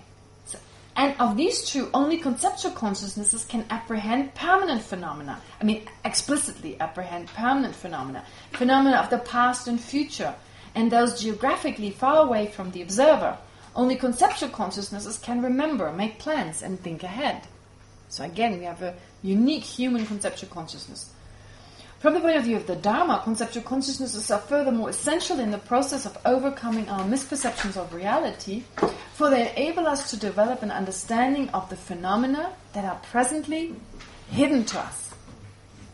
Presently hidden to us. So again, gosh, it never ends. It's full of stuff. I mean, this is like all these difficult ideas, but I feel strongly without understanding them, and of course this course is going to be like you're going to be bombarded. And I don't know how much you can take home with you, but at least it leaves some imprints. Okay? So, of course, already you have some understanding there. Now another idea is presented to you. Okay? Phenomena. Now we're talking less of the mind, but we're talking about, in relation to our own mind, that there are certain phenomena that are obvious to us, certain that are hidden to us, slightly hidden, and extremely hidden. Okay? Not hidden, they're not extremely hidden to a Buddha or slightly hidden to a Buddha. They're totally obvious to a Buddha. But in relation to our own mind, we distinguish between those. But the conceptual mind helps us to even understand, to a certain degree, those hidden phenomena. So that's pretty amazing. Manifest or obvious phenomena. So manifest is more a literal translation of the Tibetan, Winkyur, versus obvious. It's a little bit less literal, but it makes more sense. So phenomena are the phenomena that can be easily understood with ordinary awarenesses. Right? Examples of manifest phenomena are the 5 sense objects. You can all know them. It doesn't take much effort, right? Maybe when we were little, very little, it was harder, but basically it's not that difficult. Now, slightly hidden phenomena refer to phenomena such as subtle impermanence, the emptiness of intrinsic existence, the lack of a permanent, partless, independent person, and so forth. Okay? So impermanence, subtle impermanence. Very important, the fact that everything changes all the time. Everything is changing. So just your sense of a person, if you realize another person is constantly changing, our sense of some real soul person over there is already disappearing. So subtle impermanence is very effective. However, it's difficult to understand. But it's not extremely hidden. Yeah. It's easier to understand than extremely hidden or very hidden phenomena. Emptiness, lack of inherent existence or intrinsic existence. Emptiness is only slightly hidden. I put it on the extremely hidden. No.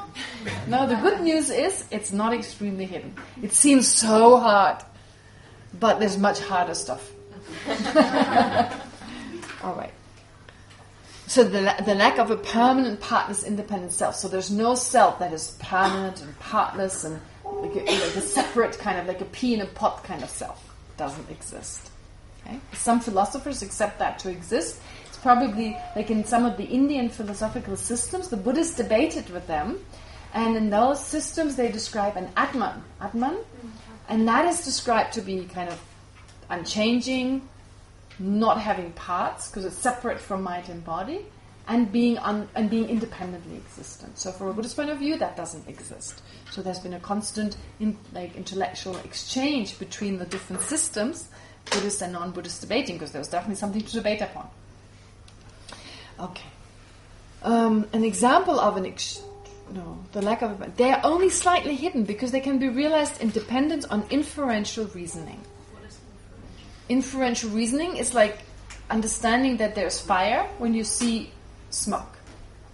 Based on a correct sign, a correct reason, even though the fire is not obvious to you, if it's somewhere in a house, for instance, you can't see the fire, but in dependence on the smoke, especially if you're a fireman, you can really tell what kind of fire it is.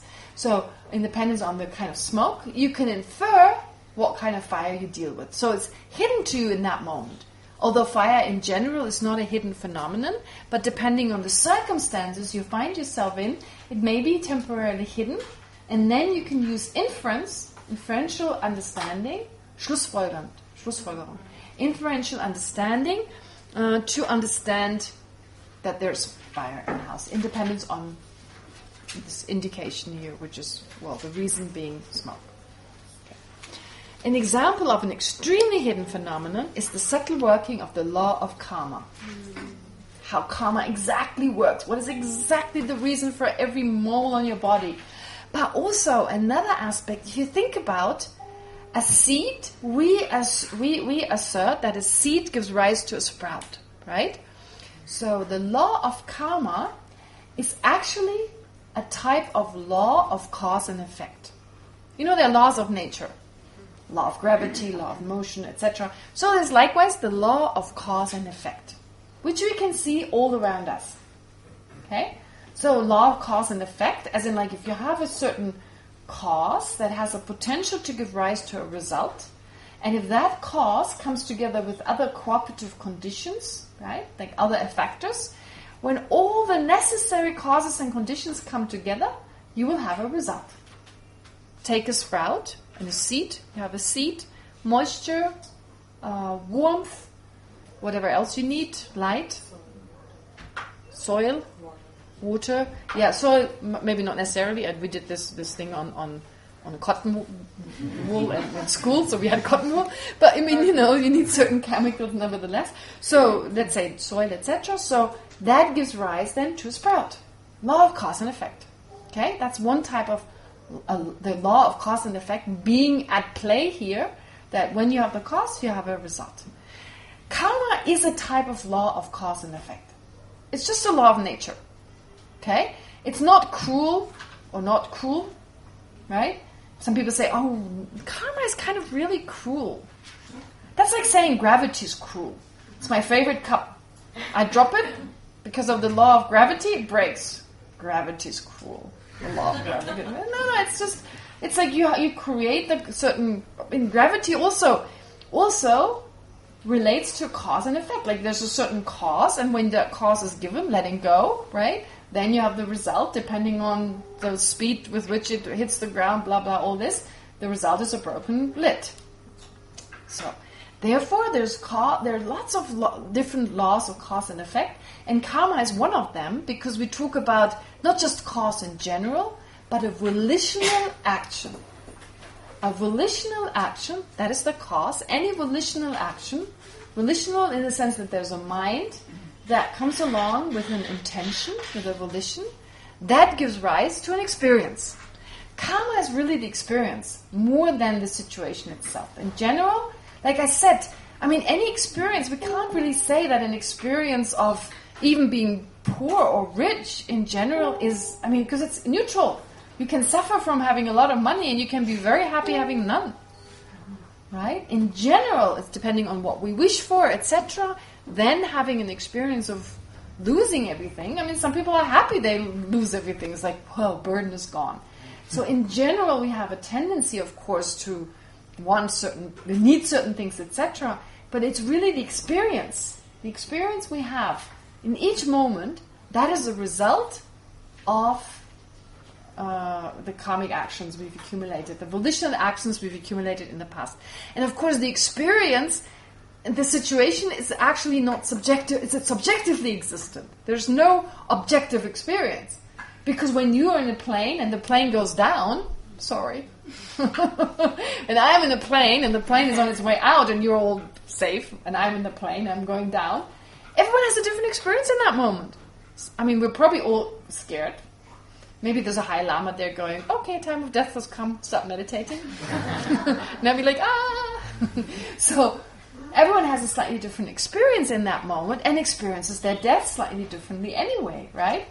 Some are knocked out the first moment, some survive a little longer and in pain or what have you. It can be sorry, it's not a good example. Maybe we all win the lottery. We all win the lottery together. So we have a group karma, we all hit the jackpot. But we all have a different experience, right? Some are really happy for many, many weeks. Others are like, oh my God, all these relatives these little vultures are going to arrive tomorrow. Well, have you? I mean, it's a very different experience, right? So really, sorry, I'm taking off again. But the point here is with karma, it's a volitional action that leads to a certain result. It's a type of law of cause and effect.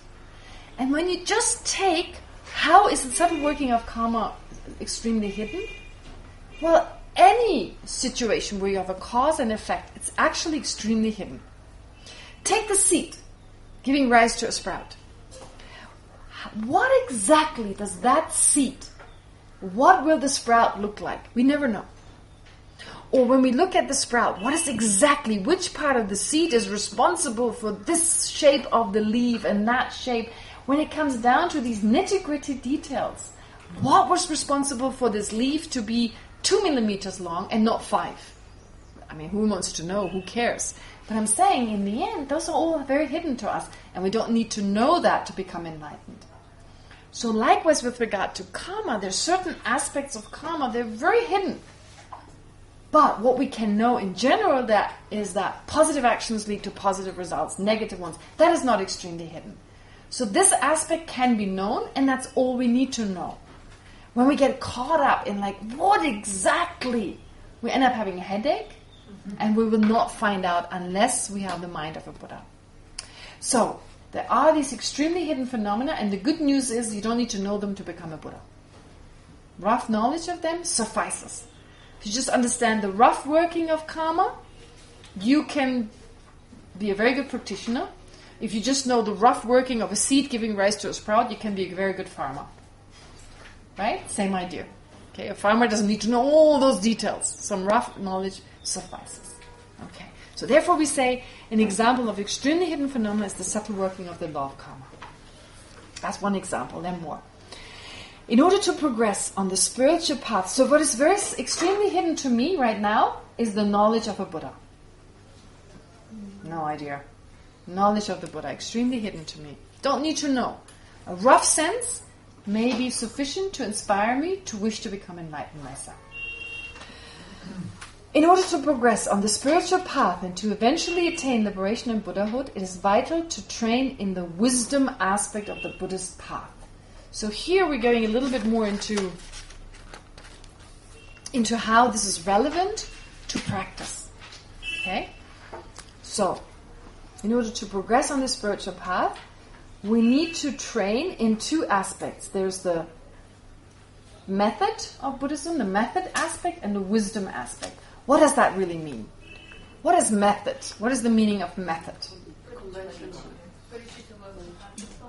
Those are just examples. Bodhicitta, love, and compassion are examples. But what makes them method?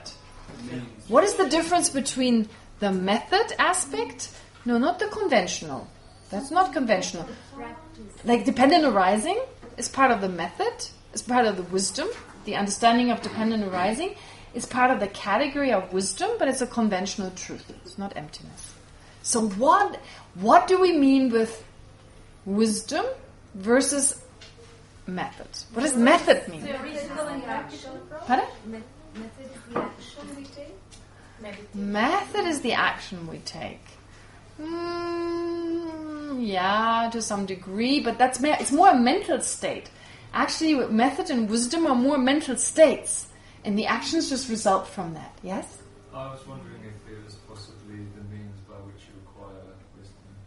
The means by which you acquire wisdom. But there are means by which you acquire wisdom, and they're still part of the wisdom aspect.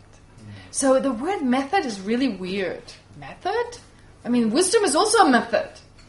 It's actually, in fact, you would say wisdom is a method. But when you take method and wisdom, when you take those two, method, although wisdom in general is a method, but when you compare it with method and wisdom, then you say one is method and one is wisdom. So what is method? What does it refer to? Don't get hung up on the term. Think more of what it refers to and try to generate a sense of what it could mean. Technique. A technique, yes, but wisdom is also a technique. Wisdom is also a cause. Aspiration. Aspiration.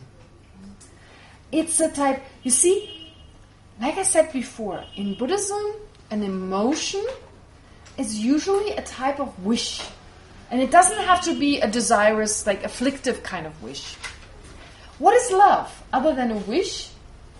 What does a wish for? What does love wish for? Wish for others to be happy. What is bodhicitta? A wish to become enlightened for the benefit of sentient beings. What is compassion? What is generosity? A wish to give. It's the act of giving, like wishing to give. So it's actually defined as giving itself, but it's really the mental state of wanting, of being willing to give. It's not like wisdom is like knowing. It's like this and not like that. So those awarenesses don't need to know anything. Bodhicitta wishes for things. It's not reflecting upon how things exist, etc. That mind can give rise to bodhicitta. The mind that reflects upon how things exist, etc. That can give rise to bodhicitta, but it's not bodhicitta itself. So emotional states in Buddhism, when we talk about as a method, it's kind of emotions.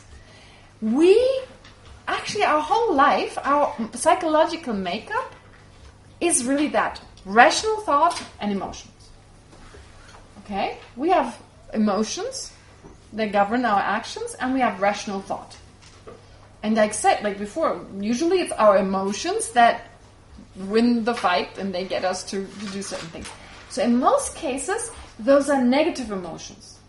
Okay? Negative emotions and rational thoughts, as in like realities like this, that, and the other. So it works like wisdom. Our misperceptions of reality work like wisdom, except that they don't get the object right.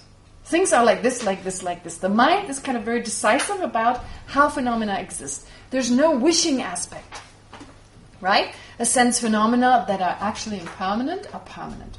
Things that are actually in the nature of suffering are in the nature of happiness, determining. Like they're very much decisive. It's like this, it's like this, it's like this. So our way of the way we look at the world, those are our views. This is what's called afflictive wisdom. If we have wrong, we don't always get it wrong. Of course, we have a lot of correct, rational ideas, but a lot of incorrect ones too. And then we have emotions. We also have some love, we have some compassion, very limited, but we do, directed at one person or two people, etc. So we have all those. But we also have anger. It's an aspiration, it's a mind that wishes to harm someone, or wishes for someone to suffer, or wishes to be separated from someone, having exaggerated the negative qualities. Attachment is wishing not to be separated from something. Jealousy or envy is wishing myself to have something that I don't want the other person to have. Right? Wishing for the other person not to have it, but instead for me to have it. Does that make sense? Those are all emotions. They're like the afflictive method. And my misperceptions of reality, they're my afflicted wisdom. So we have those. We have the basis for those. Except because of their objects not being in accordance with reality, so we have the ability to know, to determine how things exist. But because of our appearance of inherent existence, first there's the appearance, and therefore then there's this holding on to, or first I should say, first we hold on to inherent existence, then therefore there's this wrong perception that's always existed, and that wrong perception of reality gives rise to other wrong perception, perceiving that which is impermanent to be permanent, perceiving that to be a self that is in control of my mind and body, and so forth. So those wrong perceptions, the objects being wrong, gives rise to exaggerated emotions, love, anger, attachment, and so forth, arrogance, etc. All right? So you see, our life has already its kind of wisdom and method. But it's just wrong. It's just wrong method, it's wrong wisdom, wrong understanding. And all you need to do, that's why Buddhism is about reality. Understand that the objects are wrong. The mind's ability to determine how phenomena exist, you already have that. But the objects are not realistic. Once you understand that inherent existence is impossible, then the mind that previously perceived inherent existence, afflicted wisdom, which give rise to other afflictions, such as anger, etc., now you replace it with the wisdom, realizing how phenomena really exist, namely lack of inherent existence. Then you have constructive wisdom, and that can then give rise to love, compassion, like lasting love and compassion, not impartial love and compassion. No, love and compassion towards all sentient beings, generosity to anyone, just being able to give, etc. So really, we have all the ingredients right now. We have method, afflictive emotions. We have wisdom, wrong views, or ignorance. And now we replace our ignorance with wisdom. Allow that ignorance, this understanding to be deep enough so that it can give rise to love, compassion, etc. and remove the other ones, the negative ones in its place. And enlightenment is the result. Can you see that relation, that correlation? Right? So it's not like we had, in terms of method, like there was not something there. Our afflictive emotions are actually quite similar to love and compassion in that they wish for something, but because we exaggerate, it can only be harmful. Because we exaggerate, it leads to wanting to harm someone. When you no longer exaggerate, you will no longer harm others. You cannot, even if you try. The Buddha can no longer get angry. Can no longer. Because there's not that mind that gives rise to that. I think that's a really important idea. So that we have those two aspects, the emotional and the rational. And once you develop them correctly, that turns into wisdom and method. Does that make sense? And that is Buddhism in a nutshell. Method, wisdom. And why it is called method versus wisdom? Well, in the sense that it is the wisdom, the understanding that removes our misperception. But it can only remove our misperception if we wish for that to take place. So the wish to become liberated, the wish to become enlightened, that precedes the wisdom becoming effective enough to remove what's in the way. So in that sense, you could say method, all these aspirations such as love, compassion, etc., in particular the wish to become enlightened, which is an aspiration that arises from great love and compassion for other sentient beings, that then makes wisdom, uses it as a tool, as a vacuum cleaner, to remove all that's extra to become enlightened. You use the wisdom. So wisdom on its own cannot take you to enlightenment. Why? Because you need to have the aspiration to become enlightened, driven by great love and compassion. Only then can your wisdom become so effective that it removes anything that's in the way. Therefore, I believe it's called method. It's the method that makes the wisdom, uses the wisdom, or can transform the wisdom into a tool that can actually remove all that's in the way to become either liberated, if that's what you wish for. If you only wish to become liberated, your wisdom will only remove that which is in the way to liberation. Because it is only driven by that aspiration. If you have the wish to become fully enlightened, then your wisdom will automatically be influenced, be transformed into a mind that can remove not just what's in the way to become liberated, but also what's in the way to becoming fully enlightened. Does that make sense? Okay, great. All right.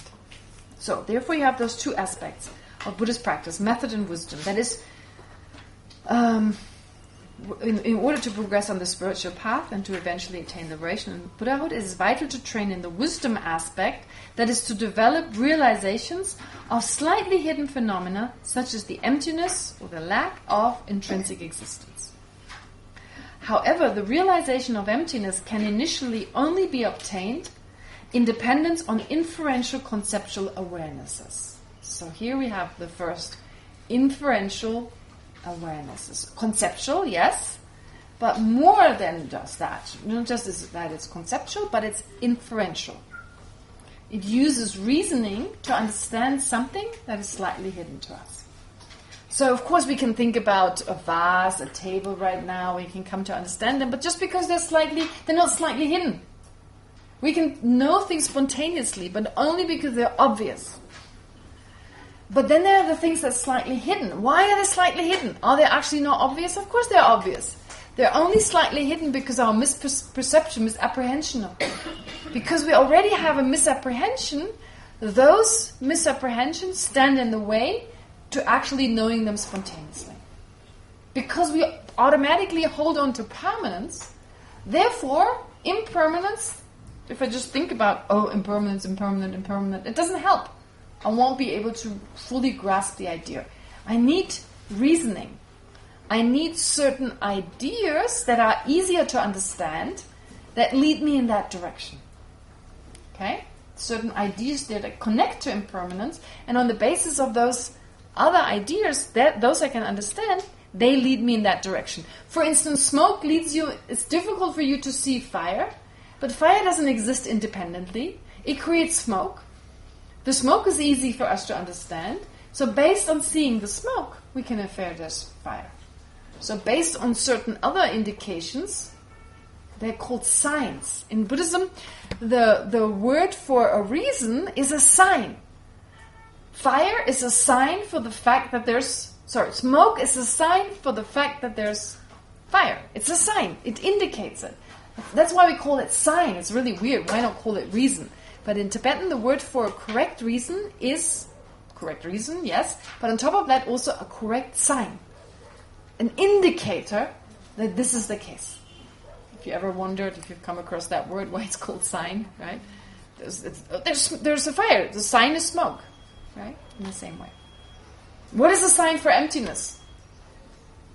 The fact that phenomena exist interdependently. That's a sign. So you can reason. What's your name? Yes?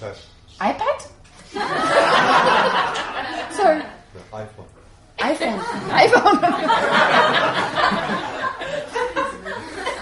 Sorry, is that one? A-L-P-E-R. Alper. Alper. Yeah. Alper. Okay, sorry.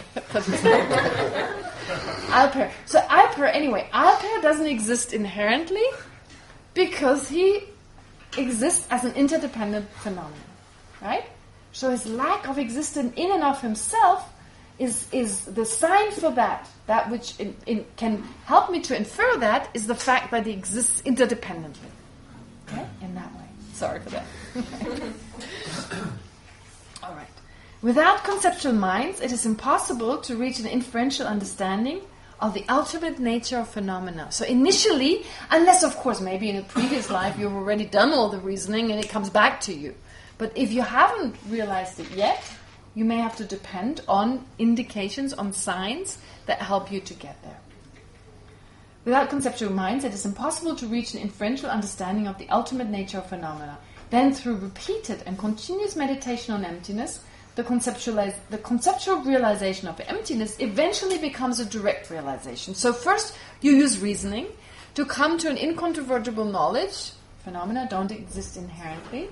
And thereafter, then it's still a conceptual mind. You still use a generic image, a mental image of emptiness that is not actual emptiness. But through that you can still realize emptiness, but you are limited. I gave an example to someone during the break. For instance, like there's a difference between thinking about chocolate and actually tasting it. Would you agree? So actually, well, yeah. Of course you agree. No, it's the same. Next time you get it, you can think about it. I read you a story about chocolate. No. So there, it's like when you think about chocolate, you have a generic image. You can really think it, but you don't get the full experience, right? Obviously. So therefore, we talk about the experience of chocolate being much fuller, being the real thing. But can you still think about chocolate and kind of go through the motion of, yeah, you can. Of course you can. So that's like emptiness. When you realize emptiness conceptually, that's like thinking of chocolate conceptually. Okay? You can get a good sense, and that's the first step anyway, because we can't taste emptiness, can't just put it in our mouth. But it is important then to generate a direct perception of emptiness. It's important then, and that's you do that through meditation.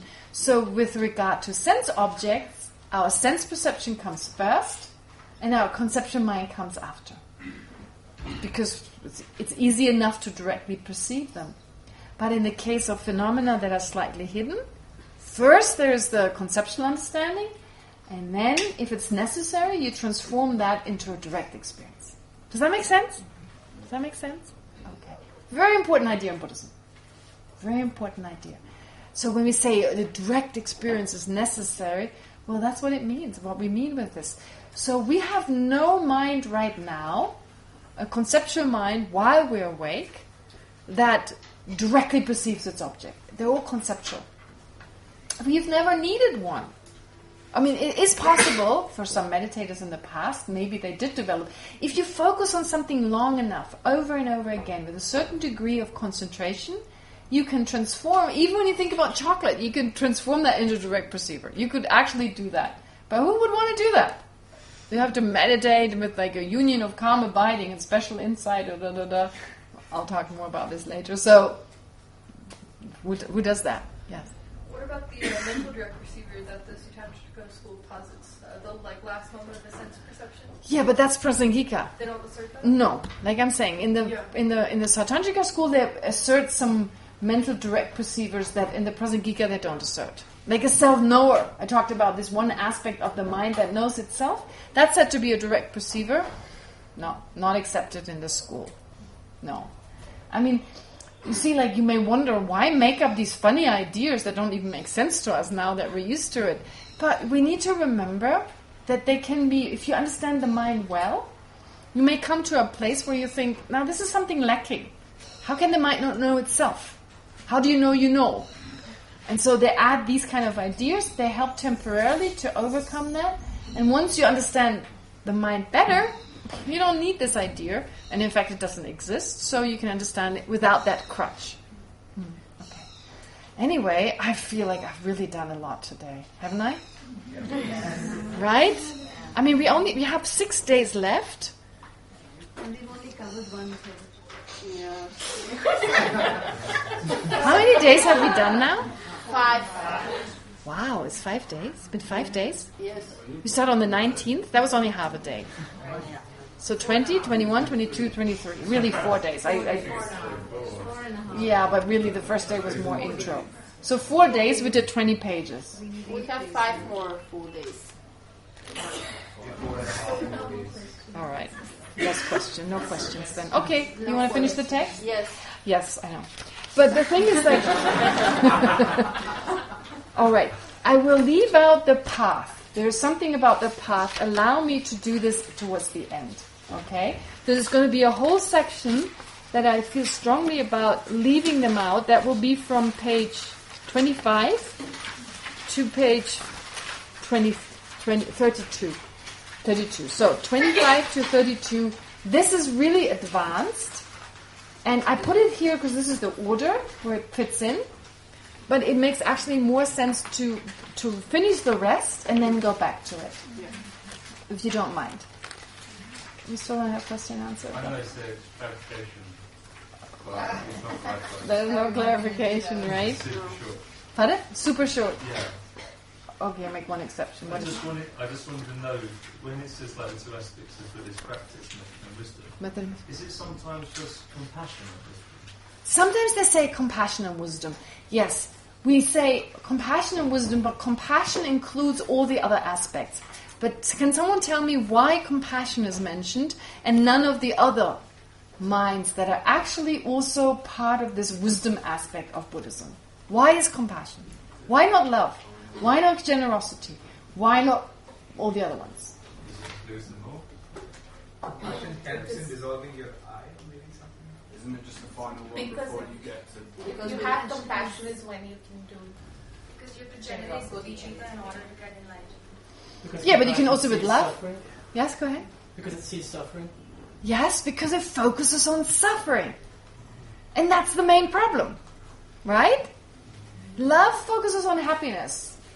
May sentient beings be happy. But we don't really have much happiness. What we have is suffering. That's our main problem. That's our symptom. Our own suffering, which is unnecessary, as the Buddha explains, and suffering of others. So in particular, compassion. Compassion for ourselves means the wish to be free from suffering. The wish to be free from our limitations. And then we direct that same compassion. You cannot have compassion for others unless you start with yourself. Right? And then you direct it towards others. So compassion is the essence. Why? Because Buddhism is about removing suffering. And as he says, compassion focuses on that. Very good. That's why compassion is mentioned. But of course, included in that is, if you want someone to be free from suffering, then you have another mind that wants that person to have happiness. So love, of course, is also part of it. But we mention compassion first for that reason.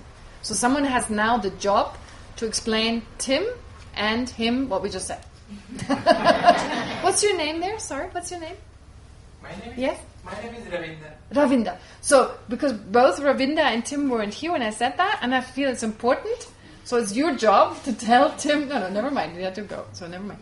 But Ravinda and Tim, now, you need to tell them, okay? Yeah, I'm sorry, you didn't have a bathroom break, I get that. At some point it's really stretching it. So of course you can go in between if you need to go to the bathroom. But this moment I feel was really important. Other bits, they're usually not that important. When I notice people leave, I pay attention. But this I think is so important. Why we mention compassion versus other mental factors. Plus, what else did I say during that time? When he was gone. Oh, you don't know when he left, I know. When they left. It's maybe just that about compassion. That's maybe the main part.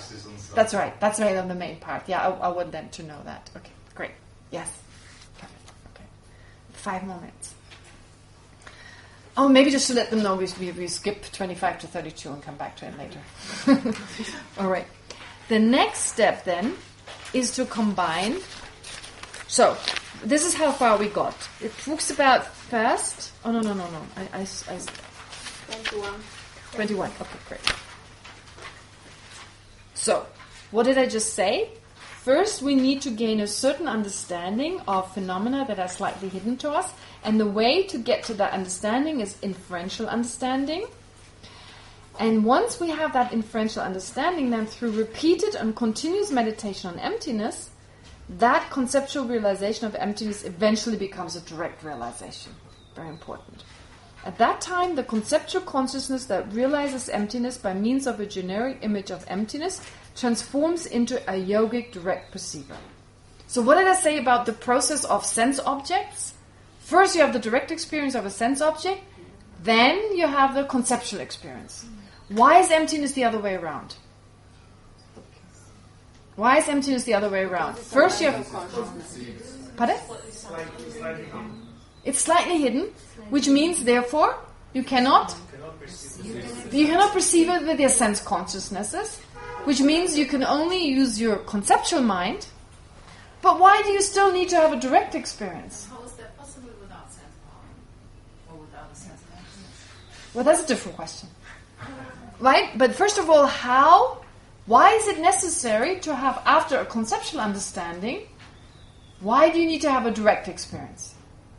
Because that's just conceptual and not the actual experience. It's still not the actual thing. It's like there's generic image only of emptiness, not emptiness itself appearing, just your kind of rough sense of it. So to fully understand, you need to have the full experience of it.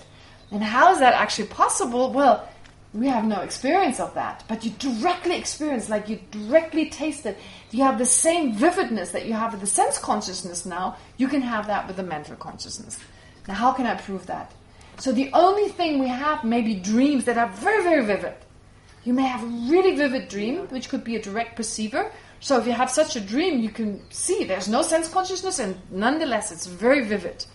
That vivid experience you need to have to remove your misapprehension of reality.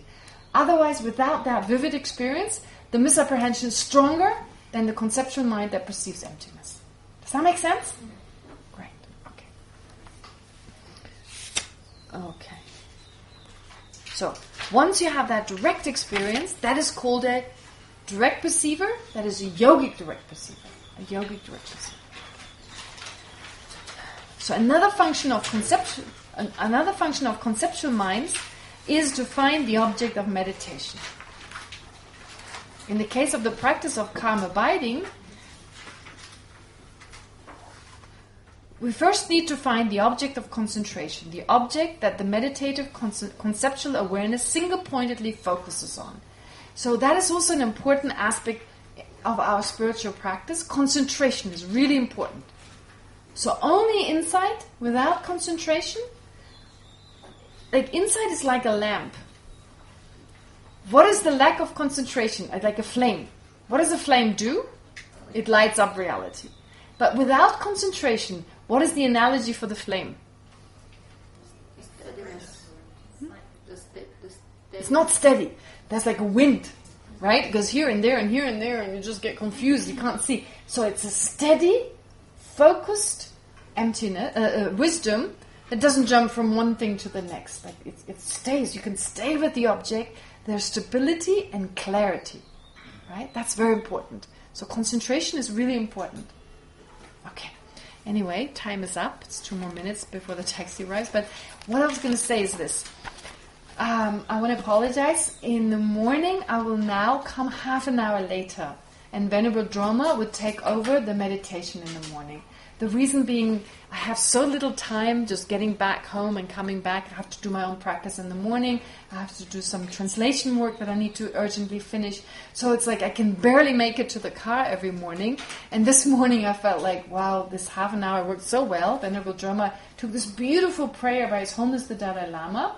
So I'm sure you remember a little bit of what I said before in combination with what she says, so that you can try to visualize these masters as just part of a technique to help you to concentrate in a slightly different way by visualizing certain objects and be inspired at the same time.